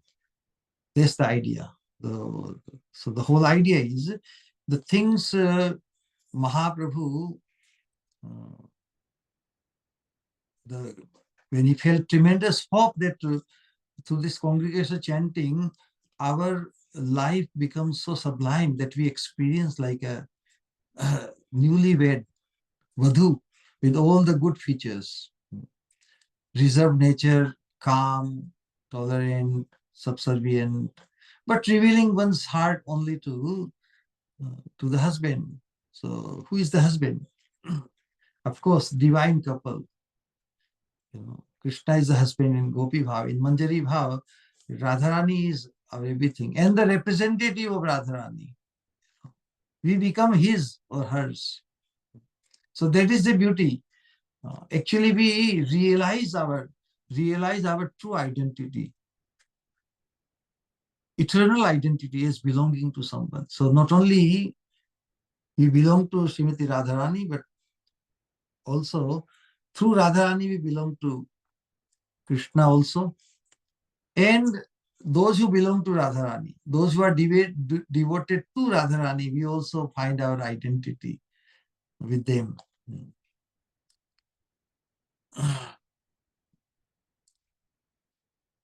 So that kind of joy is experienceable. We can all experience the true joy through this congregation chanting. It's the most purifying, So although we are allowed to keep our individual ideology, but this congregational chanting, it will cause so much purification, so much higher bliss that everything will become absorbed. We won't be able to hold on to our previous conceptions. When we become connected with the Nam Sankirtan, we will experience that we have become fully converted. This is the effect of the flow of Sankirtan, the bliss of Sankirtan. So first we become fully converted. We become fully devoted, fully dancing to the tune of Krishna. And then we become also instrument to cause the mass purification for others, the utmost purification. So that is the effect. So that much hope Mahaprabhu expressed, but in today's sloka, he's just wondering after mentioning such a wonderful thesis of his first sloka, Mahaprabhu now gives the antithesis in the second verse. When such great hope is there in the holy name, why are we having so much trouble? Correct? Is it not? We are discussing our situation in the second sloka. So where is the difficulty? Why do we not realize the advantage of the magnanimous sanction of, divinity found in this holy name? It's all cure, What is remedy? The experiencing the real bliss is the remedy and also the end. So this is the effect of chanting the holy name. Chanting the holy name is remedy in the sense that it frees us from all the miseries. But how it frees us? Because it absorbs us in experiencing the unlimited bliss of chanting. So it is not some kind of remedy which, the medicine sometimes very conventionally speaking, medicine is very bitter. No, the chanting itself is the medicine. When it when it attracts us to the sweet beauty, it makes us experience the sweet beauty of chanting, then it frees us from the entanglement of all the miserable situations of this world, which have been troubling us. So now Mahaprabhu wonder where is the difficulty? Why do we not realize the advantage of the magnanimous sanction of divinity found in the holy name? So much unlimited grace is flowing down, coming from Krishna's side. He has given us so many opportunities, and with the least requirement from our side, simple agreeing or not putting our back, just allowing ourselves to just move in that direction. Least requirement from our side.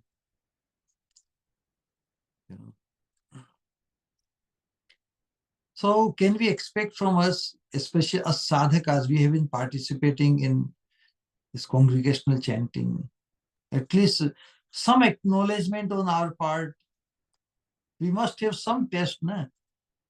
Some earnestness to accept the holy name.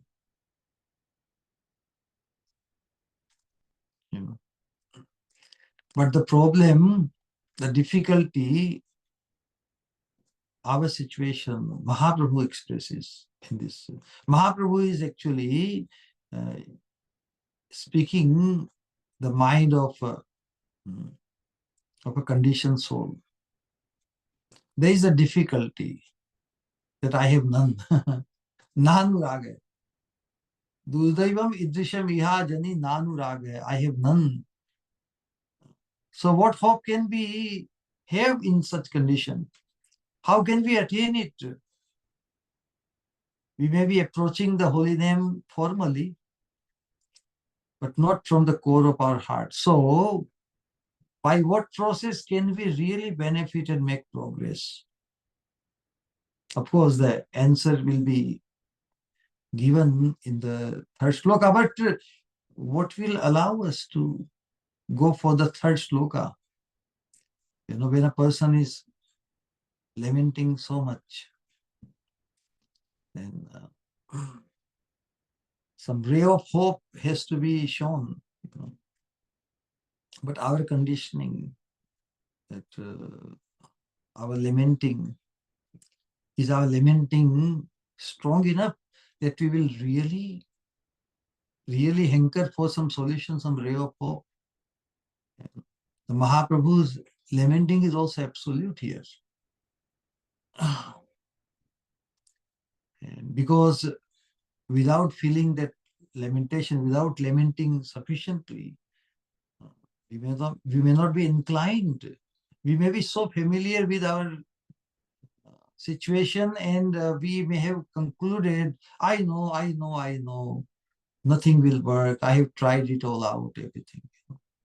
So this could be very, like Srila Prabhupada writes in the last, in the purport of the last sloka of Bhagavad Gita, 15th chapter. Prabhupada describes the weakness of the heart. So weakness of the heart of many kind. You know, when one self causes the self instead of enthusiasm. What is the opposite of enthusiasm? Carelessness.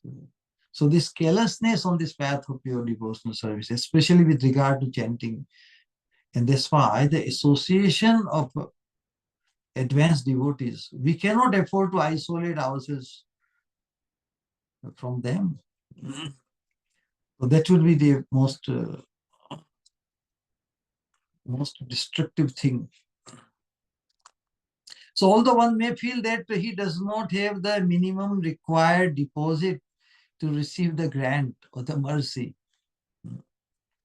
still it is not a hopeless case. The very nature of this realization, see, if we can think like Mahaprabhu, then there is a hope. Because Mahaprabhu expressing the status or the mood of a conditioned soul. If we can also express, if we can copy even what Mahaprabhu is expressing in the second sloka, that expression itself will bring out the best in us. That's the point. Because it's not a hopeless case. The very nature of this realization that I have no love for Krishna will take him to the conception of humility. So this dainya is expressed. Something so precious, gift is being given, and if I feel utterly unprepared, then one cries out in humility. Because he's not no more in ignorance. A person who expresses his desperation or his hope, his hopelessness, that means he is humble. No? An arrogant person will never express hopelessness. That's the idea. So Mahaprabhu expresses this in second shloka, that if one is able to express like that, if one is able to acknowledge that I have no love for you, Krishna. So this very nature of this realization takes him to the conception of humility. When one begins to practice devotional service towards the supremely merciful Lord, cannot but feel that in relation to the infinite Krishna, there's nothing of value in himself. I'm so utterly insignificant, so utterly unqualified, So that contrast, that perception of contrast, that I'm so down, I'm so insignificant, and you are magnanimous, you are infinite. So that itself is the expression of devotion. Appreciating the Visheshta, Vishesha Shobham. In how many ways one should be able to experience or admire the speciality, superlativeness of Krishna, to cause our total absorption, to the effect we experience the Visheshta. Visheshta means speciality of Krishna. Because the Visheshta or the speciality has to be observed in others to become free from the obsession or self-obsession of thinking that one is himself so special. Yeah. So if one studies the first sloka of Sikshastakam, then this expression in the second sloka, one can really identify oneself in one's conditioned state. Actually, it is no more conditioning. Rather, if one can identify this kind of expression. Okay, yes, this is me. So Mahaprabhu says there is a hope, because hope is hidden in that humility, expression of humility, that I'm so down, you are so magnanimous, and I'm so bereft. I have no qualification, I'm completely empty. Even the minimum requirement for the Lord's grace is absent in me. That takes him to this conception, I have no qualification, I'm completely empty. So a devotee feels within his heart that he is not only unfit, but too despicable for the Lord's service. So downtrodden he thinks. The ultimate expression of this kind we find in Caitanya Charitamrita, where Krishnadas Kaviraj Goswami expresses about himself. What he expresses, that I'm lower than a worm in the stool and more sinful than Jagai and Madhai. Jagai Madhai haite mui se papishte purushera kita haite mui se lagushta. What an expression. So we take it literally. How is able to, such a stalwart, purest devotee, eternal associate of the Lord, he's expressing is just it's a show. Does it really feel like that? But in humility, one thinks that although the Lord has made all the arrangements since eternity, the Lord has been providing us opportunity, but every time I have failed. I have underperformed. So the sense of underperforming, acknowledgement of underperforming, makes him very humble. That others have been better off. Everything has been sacrificed in some kind of direct or indirect service of Krishna. Now, the whole material atmosphere, all this vegetation, all the animals and everybody, because they are acting totally in tune with the arrangement of this material nature, correct? So indirectly, they are perfectly performing their task. The plants are growing, trees are growing, rivers are flowing, animals are moving. All this demonstration, all this creating or beautifying this material existence, everybody's cooperating perfectly in their capacity and according to the development of their consciousness. But as a human being, in spite of so much facility, Only we have consciously underperformed, and we have been underperforming. So he thinks that he's worse than the stool in the, he's worse than the, lower than a worm in the stool. Even a worm in the stool causes some purification, correct? It creates some fertile atmosphere in the sand. But I have been of no use. I have not been able to cause the perfection of my human potential. So basically, this sense of humility itself gives rise to some hope. That's the point. We should not be discouraged when we think we have not even the least bit of merit which is required for the service of the holy name.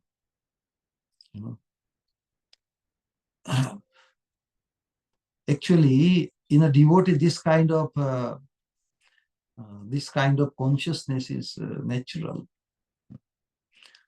But at the same time, given this, at the same time, what is very much essential is we must guard ourselves from an insincere conception of our own devotion. What is that? That would be very detrimental. And that is our enemy. For sadhakas, sometimes we take the words, very idealistic words from the great stalwart devotees, and when we just express without having feeling for it, then it becomes detrimental.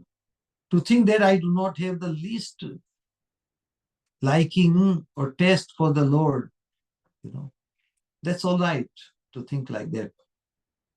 But to think I have some taste, some earnestness, some devotion for the Lord, this could be dangerous. Our existence is stuck between the two extremes. One is 100% claiming, that is what animalistic propensity. Everything is for me, for me, for me. Self-centeredness to the limit, claiming. And other side, liberating aspect, zero claiming, but all acknowledgement. So on the path of pure devotional service, if one only acknowledges one's frailty, acknowledges one's shortcomings, that I do not have even the least liking or taste for the holy name. That acknowledgement is very wonderful. But to think that I have some taste, I've been practicing for so many years, so I cannot say that I'm not advanced. I'm somewhat advanced. I have some earnestness, some devotion, Everybody we hear glorifying me, glorifying us. So naturally that again, listening the glories from others, it catches up to us. That's where we are not safeguarding ourselves.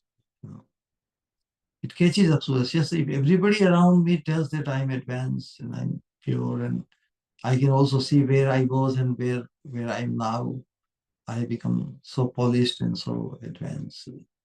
And it gives a good feeling, correct? It gives a sense of satisfaction, a sense of fulfillment. That's where we become arrogant. We try to impose our so-called advancement on others, and we lose the focus of our ultimate achievement, the utter purest hankering for the ultimate mercy of Krishna. So we must be able to identify the dangerous thing. So if we are going to have a connection with the infinite, unlimited source of mercy, Krishna, then what is essential, what is required? We have to become fully empty. This is the message from this second sloka. The Mahaprabhu is, in order to receive the full force mercy of Krishna's name, he is expressing his emptiness. Our self-abnegation. What causes our not becoming empty to receive the full flow mercy of Krishna? our self-centeredness. So our freeing ourselves from self-centeredness must be complete. That is what is called self-abnegation, not thinking that I'm so special, because we have we not realized who is most special, if there's if speciality has the 100 points of speciality has to be distributed, how many points we'll give to Krishna and how many points we'll keep for ourselves? I'm part and parcel of Krishna, correct? So if Krishna, I'm part and parcel of Krishna, so I also have some, some speciality I have. Even an iota of thinking that I'm special can cover our consciousness, that we can become forgetful of Krishna, although Krishna is everywhere all the time. And even this one iota of thinking I'm special can cover my consciousness and cause my unforgetfulness of Krishna. So that is a danger thing. Our fascination for Krishna's speciality and fascination towards experiencing the sweetness of holy name should be so immense that no possibility remains for becoming self-centered. See the point? We have unlimited flow of mercy, or the flow of the sweetness of Krishna, yet to be experienced to keep us completely free from becoming self-centered for eternity. That is the potential of chanting the holy name. Our so-called worldly glorification, because glorification is only for Krishna and Krishna's devotees. So even if we are glorified, we should transfer immediately. This is the glory of the devotees, pure devotees who have exposed such a great fortune of blissfulness for us in Krishna. So even if others glorify us, we should think that it is a glorification of Sri Guru Gauranga. So worldly attainment is a negative thing, and we must withdraw from it completely. We should think, I am nothing. I have no qualifications for being accepted or used in the service of the Lord. I'm completely unfit. Our present condition, which we take so much pride. We take so much pride of our beautiful body, beautiful color, beautiful all these things. But in this identification, we cannot associate with the Lord. So what kind of pride we can take in our present existence, so-called our beauty, our youth, or anything? So we must completely withdraw from this egotistic world and allow ourselves to be captured by Yoga Maya. That should be our focus. Narottam Das Thakur has sung very, very beautifully. When the associates of the higher realm, they will take our attention. They will accept us and engage us, put us in the engagement of our eternal occupation is the maid servant of the divine couple, Sri Radha Shyam Sundar. So that hankering should be there, so that we don't become trapped by our glorification, so-called apparent glorification of our present existence. So the thinking, is Mahaprabhu is expressing, I am completely unfit.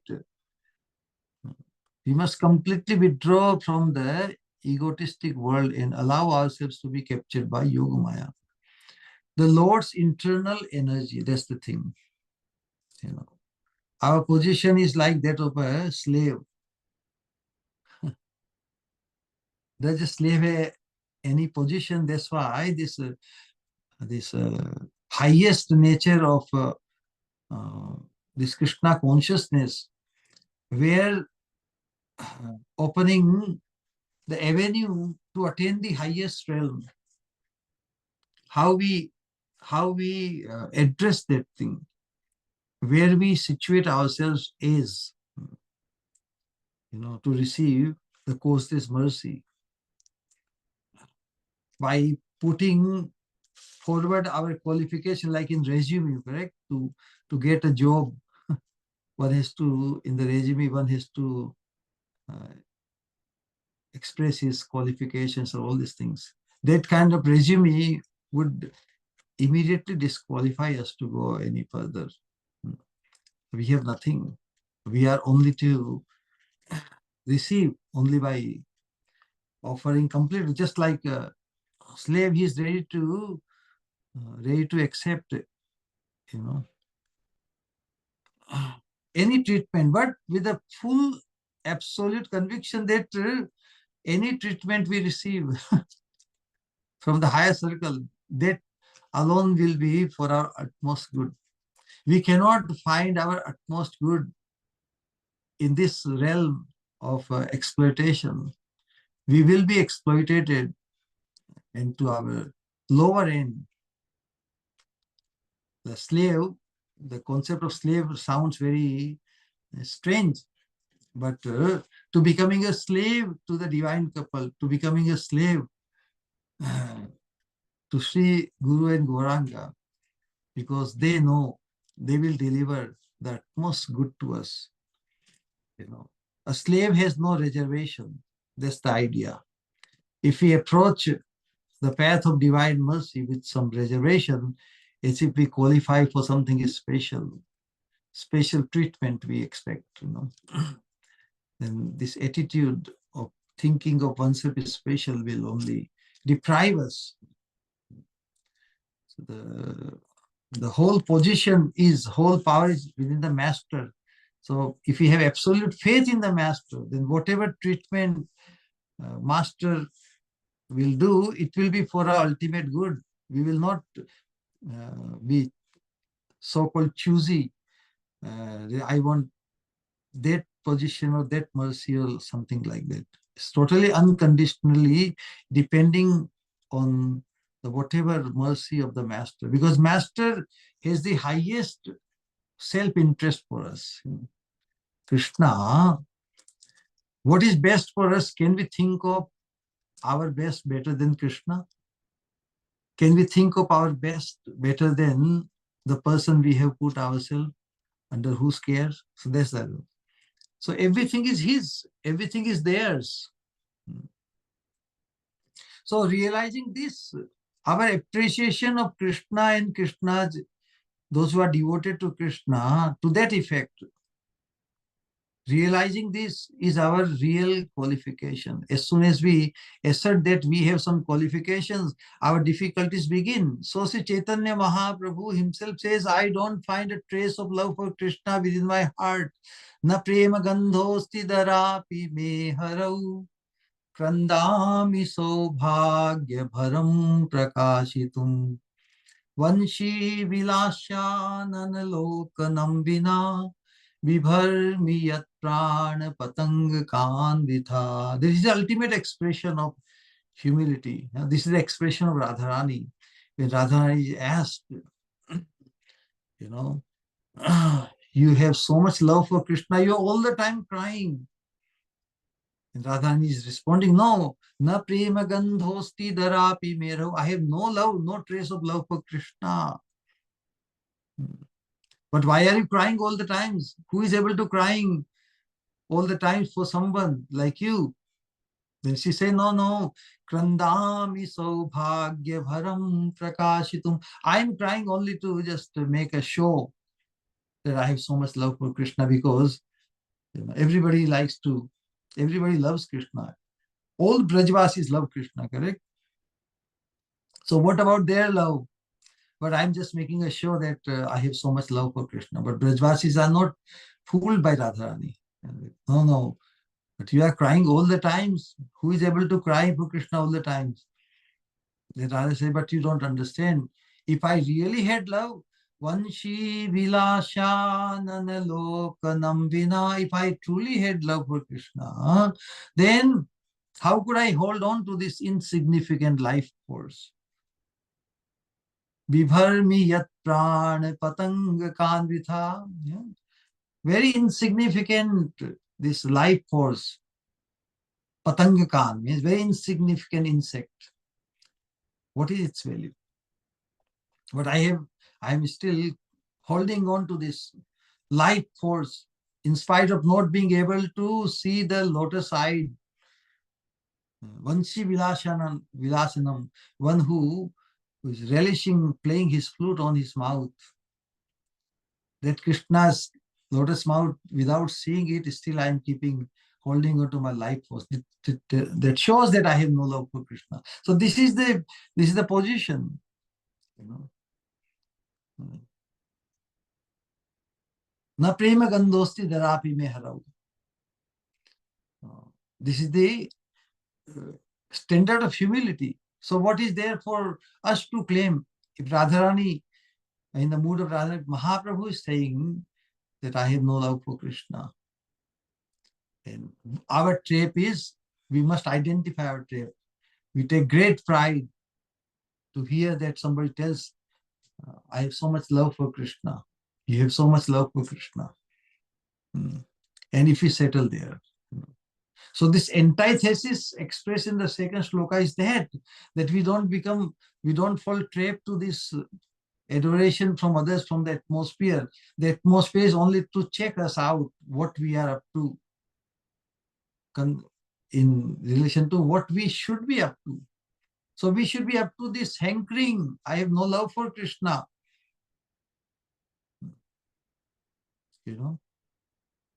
So this is the standard of humility. And that feeling must be sincere. It must not be an imitation. We must be careful. We must not venture to imitate the highest devotees. To genuinely feel, to conceive that we possess nothing and that everything is only His. That is the only qualification for chanting the holy name of Krishna.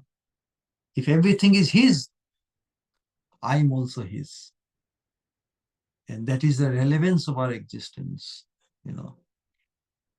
Although everything belongs to Him, and everything includes also me. I am also His. I also belong to Him.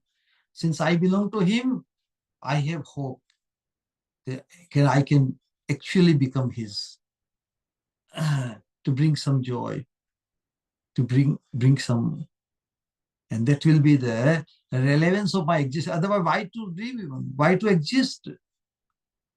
If I cannot be of some joy, if I cannot become an instrument of joy for Krishna, what is the purpose of our existence? So this acknowledgement gives us the hope that yes, we can be utilized for Krishna's satisfaction, joy, and I can truly realize that I am His. So in spite of this expression, Mahaprabhu is demonstrating a tremendous hope. And to make the best out of that hope, what kind of attitude we should be situated in will be expressed in the third sloka, which we'll discuss in the next sitting. I stop myself here, and if any devotee has any question, comments, please come forward. Hare Krishna.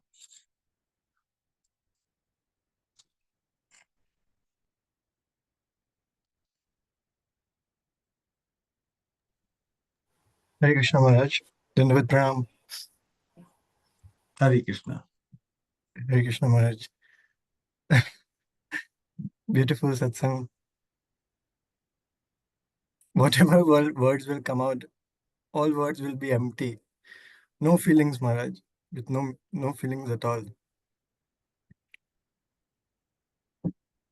So we see like there are several hearts in India in small towns. Somvarya Hat, Mangalvarya Hat, Shukravarya Hat. Like for each and every day, different markets, vegetable. They sell vegetable in those markets. So today was Namhat. Today's you decorated this marketplace of Shri Krishna. Beautiful name. And we all we all beggars. We came here thinking that we possess this thing, we possess that thing. But the only qualification is that we have to empty our pockets fully before coming to this heart. This heart which you organize every Mangalwar. Tuesday means Mangalwar, Mangal, most auspicious.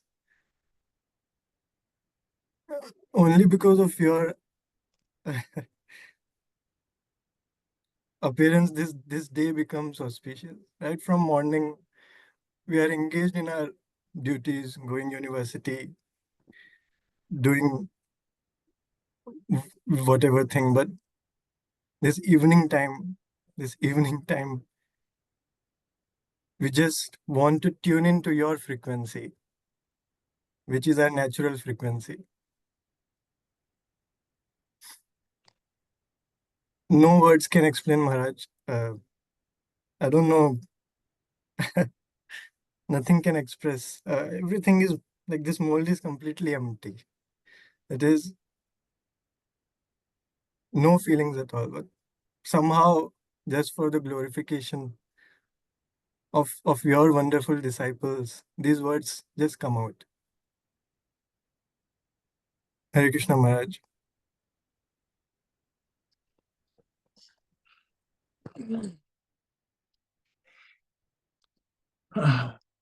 All right, it's just we don't want to remain the underachiever. Our spiritual master, in our first meeting in 1990, when we went to have his darshan in San Francisco, in the very first meeting, I very vibrantly, very remember the first meeting. Many further meetings and things happened, but this first meeting where he says that the biggest curse of human life is that in spite of receiving this human form of life, we remain ordinary. You know, every other species is ordinary in the sense that no matter what, they cannot change their ordinariness. No?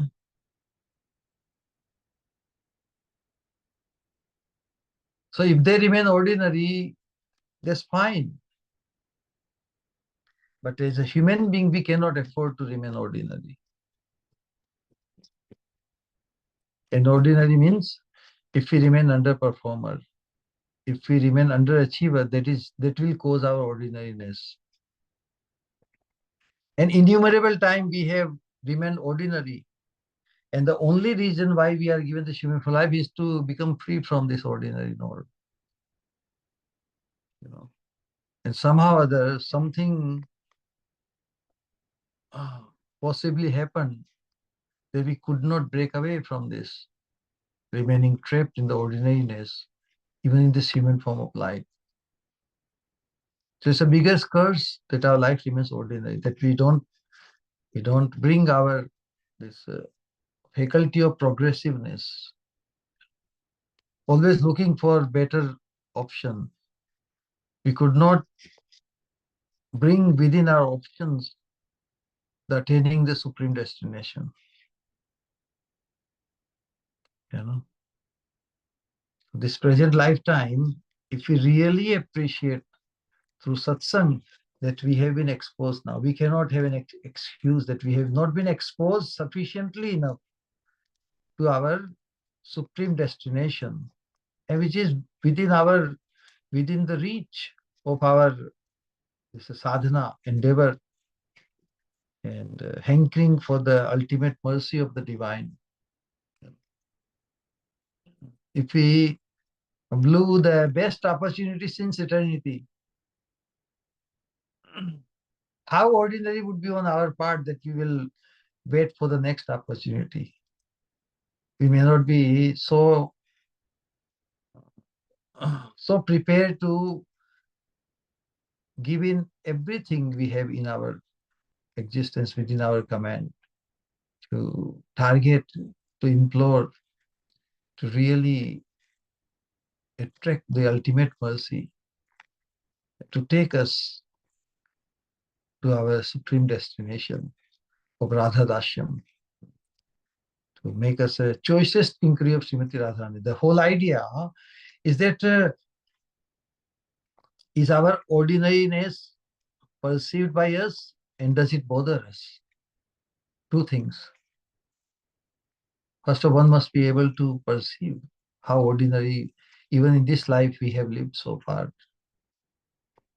And does it bother us? If it bothers us, then we have something to operate upon it. Most of the time, we compromise with our ordinariness in the standard of our spiritual master, Srila Sripad Guru Maharaj, Divine Grace. He said, if we settle with anything less than the ultimate, it will still keep us in the domain of ordinariness. When will we target wholeheartedly our supreme destination? That alone will suffice. Everything else will keep us deprived. And comparatively, we may have lofty position of very learned people, very rich people, so many stages. You can become a prince or princess. So many temptations, correct? So many statuses of this world in the name of progressiveness, in the name of boons, in the name of getting so many prizes of this world.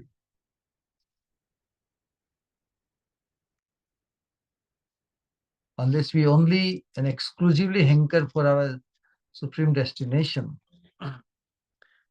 actually we are no better than anyone else. Rather, we are worse than others, because others may not have this fortune of discussing this supreme destination and the possibility of attaining it. And we may cause our self-deprivation in spite of knowing all these things. So who is worse off? A person who causes his degradation due to ignorance, or the person who is not able to, one who self-deprives from attaining the supreme destination in spite of having the knowledge. अज्ञान के स्तर पर यदि वो वंचित रहता है, and someone who is on the platform of knowledge, so we are all on the platform of knowledge. If we don't act in accordance to the expectation which the Lord has from us, then who is more unfortunate? A person on the platform of ignorance, or a person who is on the platform of knowledge? Still he remains self-deprived from the ultimate fortune. So who is more fallen? A person in ignorance, if he remains fallen, is not blamable. He is pardonable. But if a person who, in spite of coming on the platform of knowledge, if he does not act accordingly, then actually that is more deplorable. No? So Mahaprabhu in this today's sloka is expressing, oh my God, I have no anurag in spite of all this arrangement. What to do? So he's lamenting lamenting and searching out for solution. But are we lamenting enough? Are we lamenting like that? Or we are claiming that we have grown up, we have become advanced, we have become special, we have become better off than others. But even claiming that I am better off than others, then it behooves, then the expectation is also high. So whether spiritually speaking or materially speaking, even if one speaks spiritually, then the still unfinished business is there. No? Can we be oblivious? Can we afford to become oblivious to the real fact that still the ultimate mercy is yet to be connected to, yet to be received, yet to be attracted? So still there is something unfinished business, correct? So unless until we are transferred by Yoga Maya, unless we receive the uh, connectivity from Yoga Maya to be transferred to the absolute realm, we haven't got anything as yet. The second sloka, Mahaprabhu. If Mahaprabhu is representing the mood of a sadhaka in lamentation that he is still deprived. If he can imbibe this mood, then tremendous hope is there. So all the hope and the remedy is in the humility. So the mood of humility Mahaprabhu is expressing here. So we can also imbibe and we can safeguard this mood of humility. Yes, Mahaprabhu, something is still missing. Something is, so I need special mercy. I need special mercy. So a person who has really experienced mercy, what will be the symptom? That he will become greedy for more mercy. If he does not become greedy for more mercy, then he has not understood it. He has not really benefited from the unlimited mercy we have been receiving. Naturally, our whole existence, we survive on the mercy of Krishna. But in spite of acknowledging so much mercy from Krishna, if our greed for ultimate mercy is not ignited, we have not honored, we have not appreciate the mercy of Krishna enough. That's all I can say. Hare Krishna.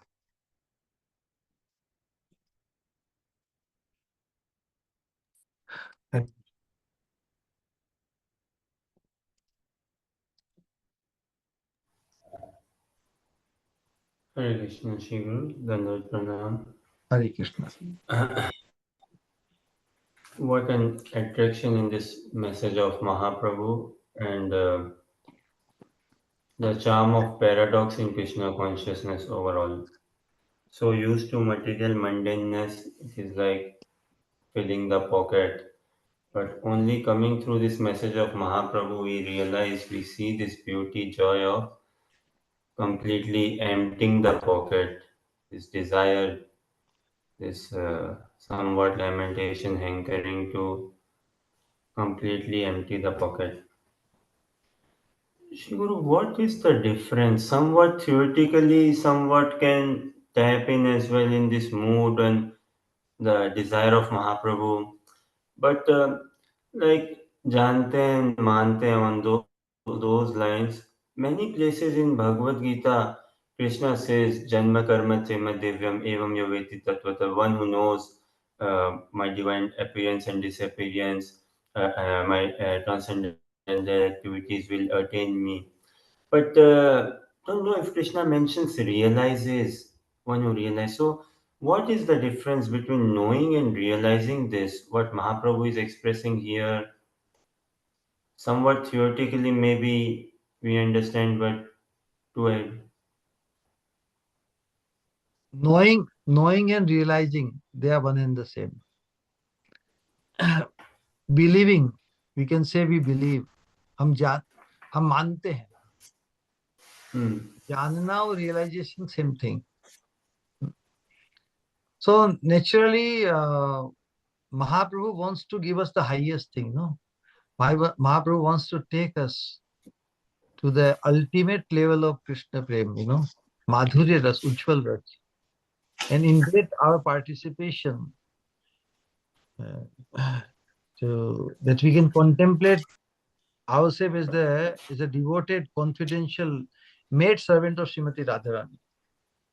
So when Krishna says the message in Bhagavad Gita, Janma karma cha me divyam evam yo vetti tattvata Tattvadeham punarjanma naiti mameti sojan, that promise which Krishna is giving, that can be fulfilled. We can be transferred to the absolute realm. But there is a very lowest category. Mahaprabhu wants to take us to the highest category.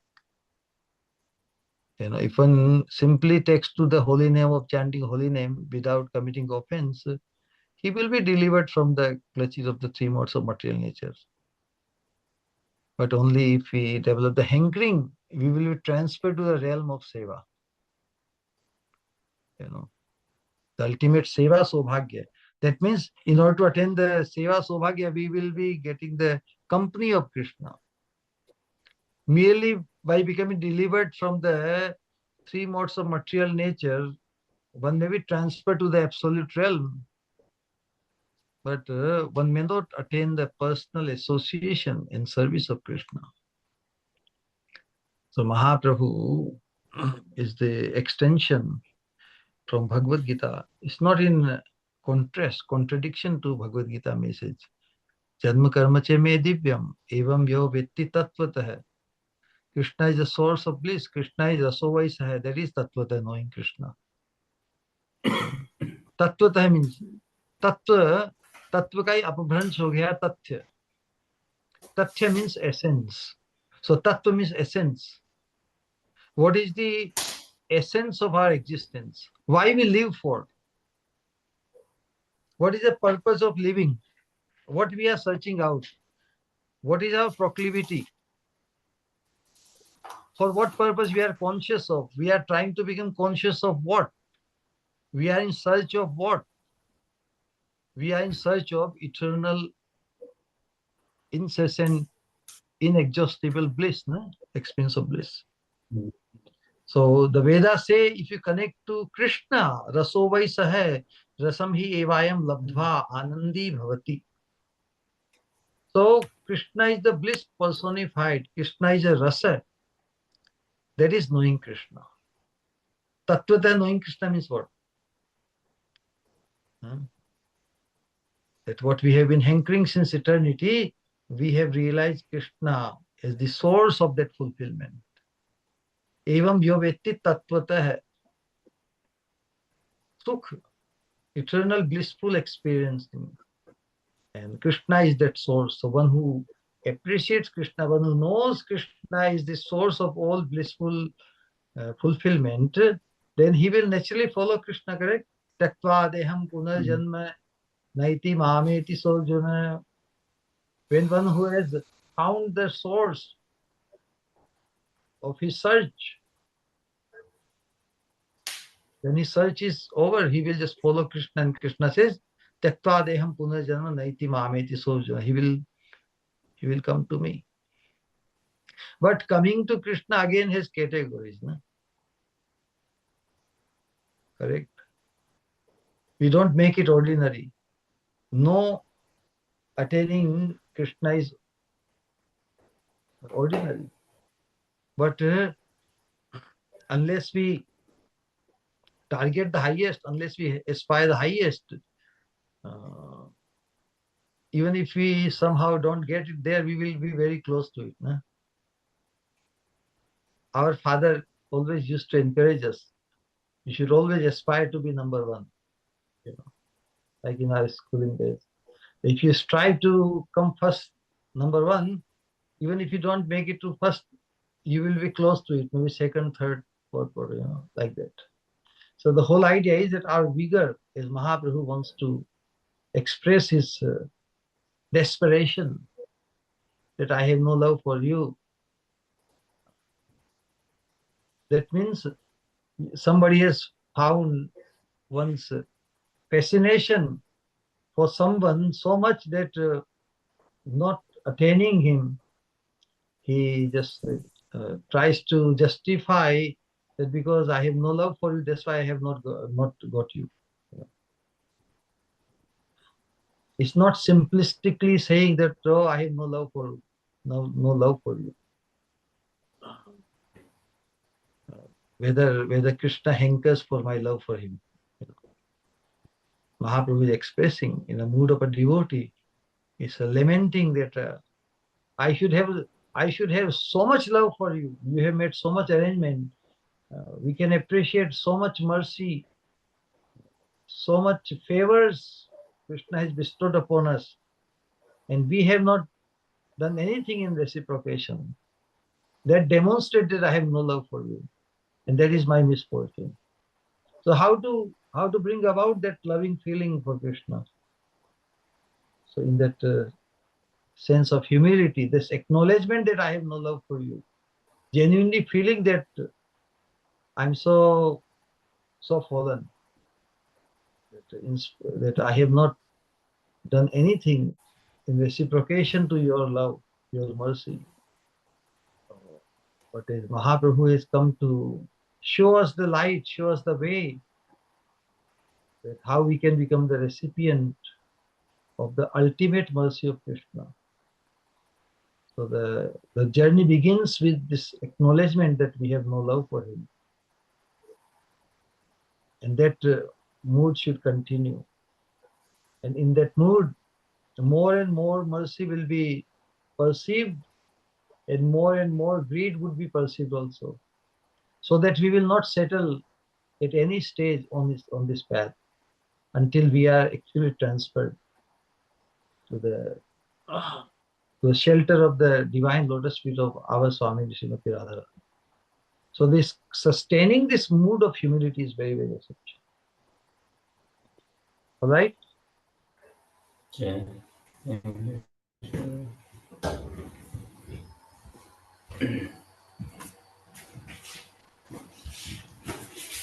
Hare Krishna, Pranam, Dandavat Pranam, Shri Guru. Beautifully spoken, Shri Guru. Whatever comes out of your lotus mouth is pure transcendental and fills us all with new realizations, new thoughts. Can't express words and gratitude feel towards you and your satsang. Just a small question, Shri Guru. You were explaining few minutes ago that someone who is ignorant, someone who is not exposed to this truth, to this knowledge, we cannot blame them. But someone who has been exposed to this knowledge and still doesn't act.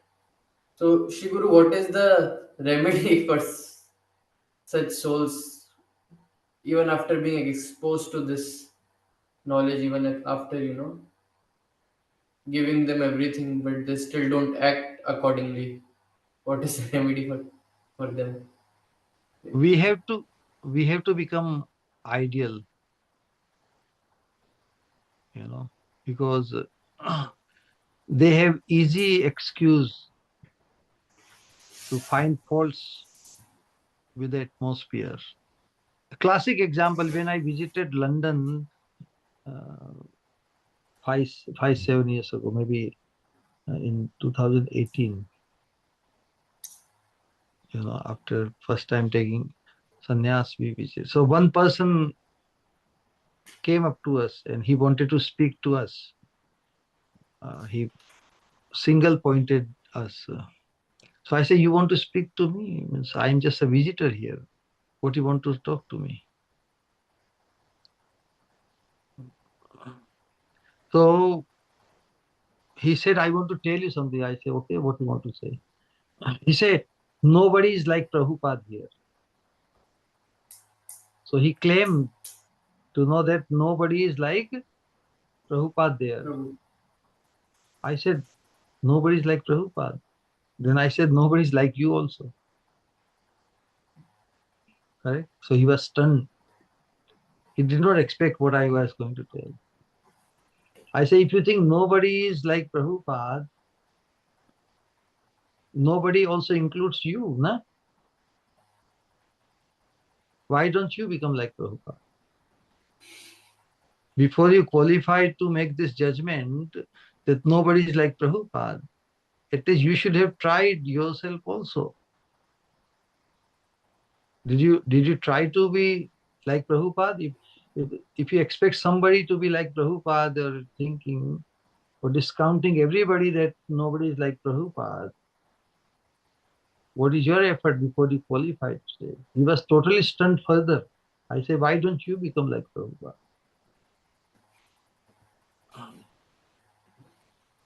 You get the thing. So it's very easy to free oneself from.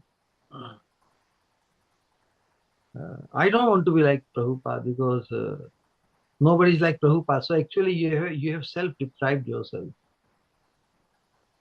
So we cannot afford to cause our self-deprivation. So when some great fortune, that great possibility is exposed to us, it's very easy to make judgment on others.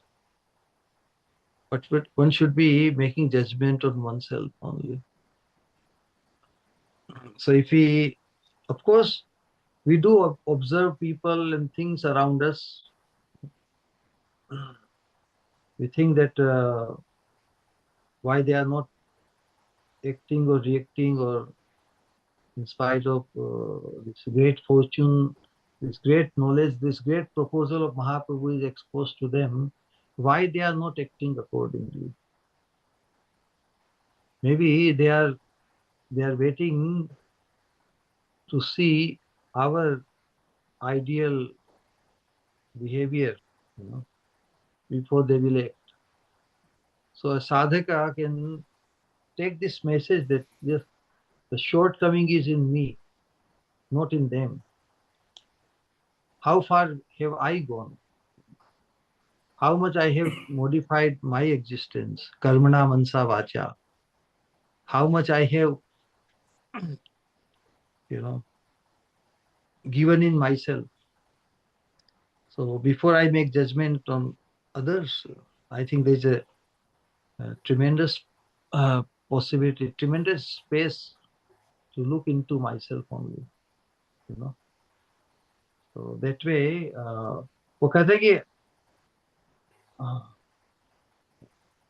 दूसरे बदले, उनको यदि बदलाव देखना चाहते हैं, हम खुद ही बदल जाएं. If I have changed myself, then with the changed glasses, I will see the world also differently. So ultimately it comes to oneself, that what is my self-observation,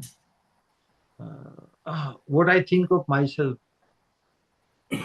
in relation to, in compared to what Mahaprabhu is expressing his position as such, where do I put myself before I think of correcting or expressing that why people don't change in spite of being exposed to this great fortune. Our conditioning in this material world and our tendency to become self-centered is so deep-rooted, we have no idea. So on daily basis, we have to remove this tendency of self-centeredness to be able to perceive the incessant flow of mercy of Mahaprabhu. Otherwise, we will be left with the business of judging others, and only others, never oneself or ourselves. All right? Hare Krishna, Pranam, Dandapana, Shri Guru. Hare Krishna, Shri Guru. Hare Pranam, Shri Guru. Hare Krishna. Shri Guru. So beautiful to hear these words come from you. So wonderful to hear your realizations, to see the joy in your face, to see the devotion, the attachment, the love, and to see your devotees so gloriously engaged in and speaking your virtues, speaking your amazing qualities. Very, very wonderful. But somehow, despite seeing this wonder, I, I still have have no attraction for this. I still don't. Really can't appreciate this message fully. I thought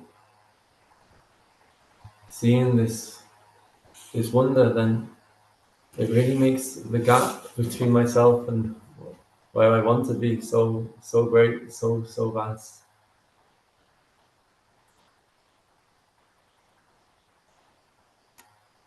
Shiguru, I can only pray that I continue to be blessed by you, despite you're overflowing with blessings, overflowing with mercy. Still, I remain untouched by it, Shiguru. But please continue to bless us, and hopefully one day I can really glorify this message of Mahaprabhu, glorify this message that you're bringing out to all of us so kindly, so sweetly. Hare Krishna, Shiguru. Yes, a sadhaka, one should always feel challenged.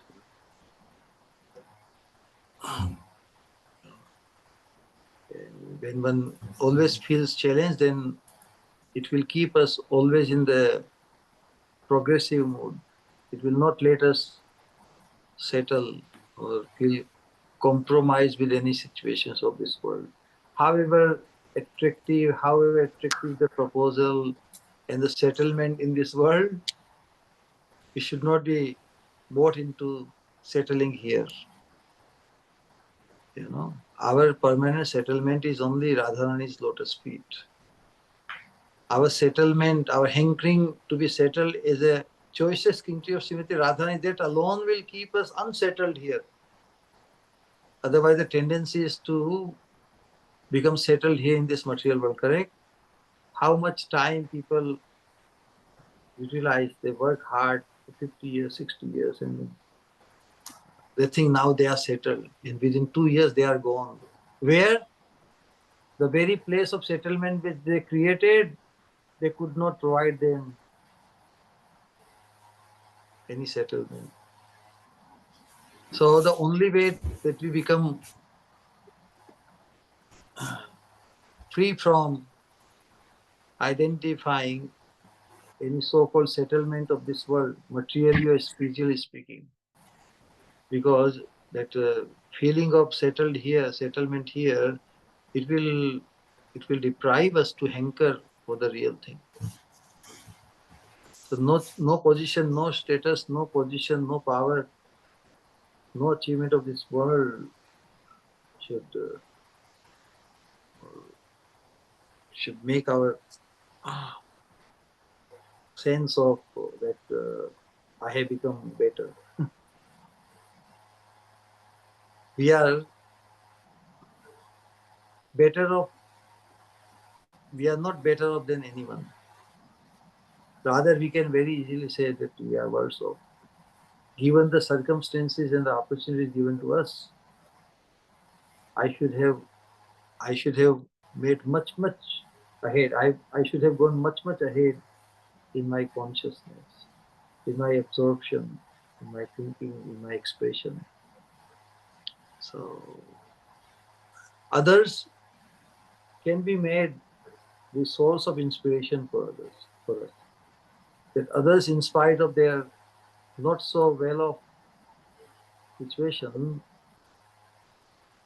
they are still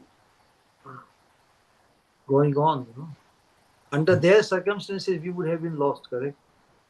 And under our circumstances, others should have performed so much more.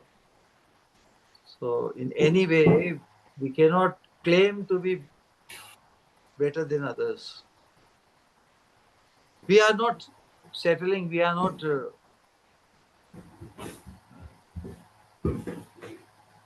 aspiring for any better situation. We are only aspiring for the ultimate. Write this down in your paperwork.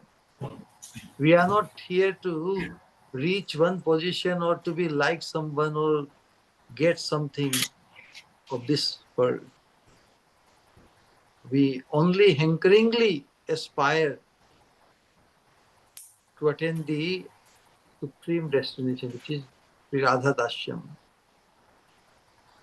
the divine service of the lotus feet of our Swami Srimati Radharani as her choicest kinkari. Otherwise, atmosphere will test us, na? Atmosphere will test us. It will tempt us. It will try to attract us, distract us. That why are you hurrying to the supreme destination? You know, there are many things to be explored, many things to be tested, correct? This is called Krama Mukti. And there is a Sadhya Mukti. Sadhya Mukti means directly targeting only the absolute position which have been exposed by Mahaprabhu to us. And we will not try to explore on the way to Krishna abode, let me go to the heavenly abode, let me go to Brahmalok, Tapalok, Janalok, and all this, all these things are very fascinating describing. So still we are fascinated to go through those things, or our fascination for the absolute destination is so much ignited, so much fascinated us that we will not even look at those other comparative fascinations. So temptation of this material energy offers us tremendous, We should not fool ourselves, be fooled by thinking that we have become so safe. We can be subject to any temptation, small. Then our whole lofty, wishful thinking that we can become, we will become a choicest king of Srimati Radharani. This even such a lofty thought can be covered by any small temptations. So always prepare, simulate in your consciousness that if I'm presented this temptation, if I present that temptation. We studied with Rasul, he's letting go of all the temptations, correct? Gradually. So we should contemplate, we should simulate that if such temptation comes in my life, will I still be finding sufficient fascination to attain the servitorship of Srimati Radharani as the choicest king of hers. So we have to safeguard our aspiration, the supreme aspiration. And in order to safeguard that supreme aspiration, we have to become more and more absorbed. We have to be more contemplative about our that ultimate fortune which Mahaprabhu has come to expose. So it should have caused that awakening that now we cannot sleep. We cannot sleep. If we become awakened, then we cannot be blocked. We cannot be distracted. We cannot go back to sleep like that. All right? Pita, I go Pranam, Pranam Shri Guru. Hare Hare Krishna. Krishna. Adbhut. Yes. In real point of view, I have just no words to say. As Gaur Nikhilji said, just feeling like empty. But though, I just want to tell that it's only your mercy.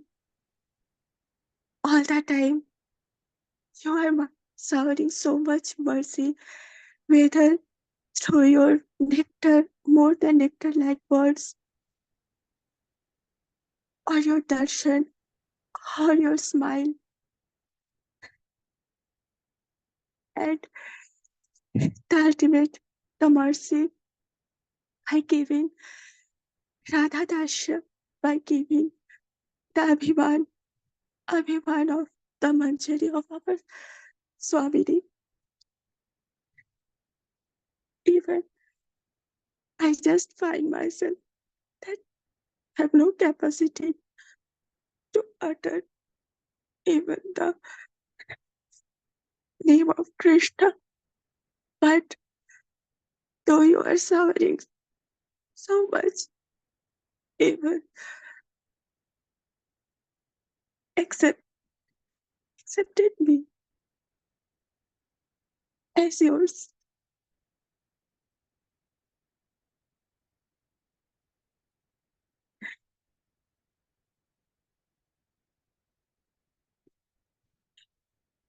As always, I really don't know nothing.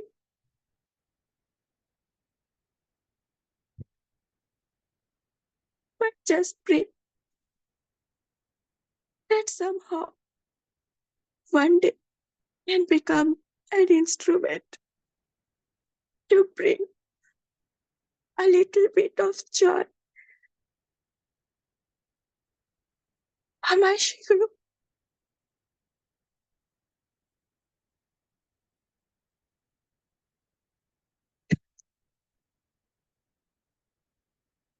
Thank you, but it's never ever sufficient.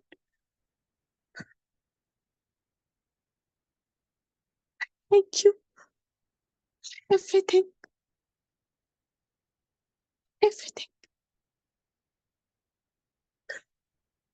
for entering in my life as my Shikru.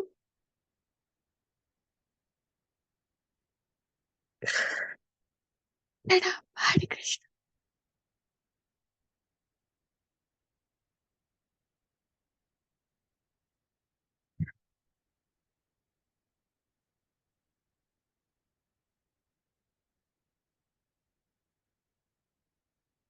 We will speak 3 times Hare Krishna Mahamantra for our Shikru to honor him. Hare Krishna, Hare Krishna, Hare Krishna, Hare Krishna, Krishna Krishna Hare Hare, Hare Hare Hare, Rama, Hare Rama, Rama Rama, Ram Hare Hare. Hare Hare, Hare Hare Krishna, Krishna, Hare Hare Krishna, Krishna, Krishna Krishna Krishna, Hare Krishna, Hare, Krishna Hare Hare, Hare Hare Rama, Hare Rama, Rama, Rama Rama, Rama Hare Rama, Hare. Hare Hare, Hare Hare Krishna, Krishna, Hare Hare Krishna, Krishna, Krishna Krishna Krishna, Krishna, Hare Hare, Hare Hare Rama, Hare Ram, Rama, Hare Ram, Rama Ram Rama. Ram, Hare Hare. भक्ति स्वरूप गोविंद महाराज जी की जय। Jai. Jai.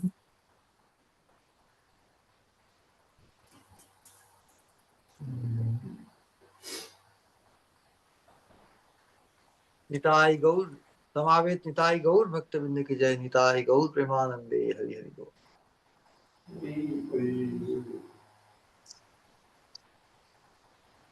गौर प्रेमानंदे हरि हरि बोल। हरि हरि बोल।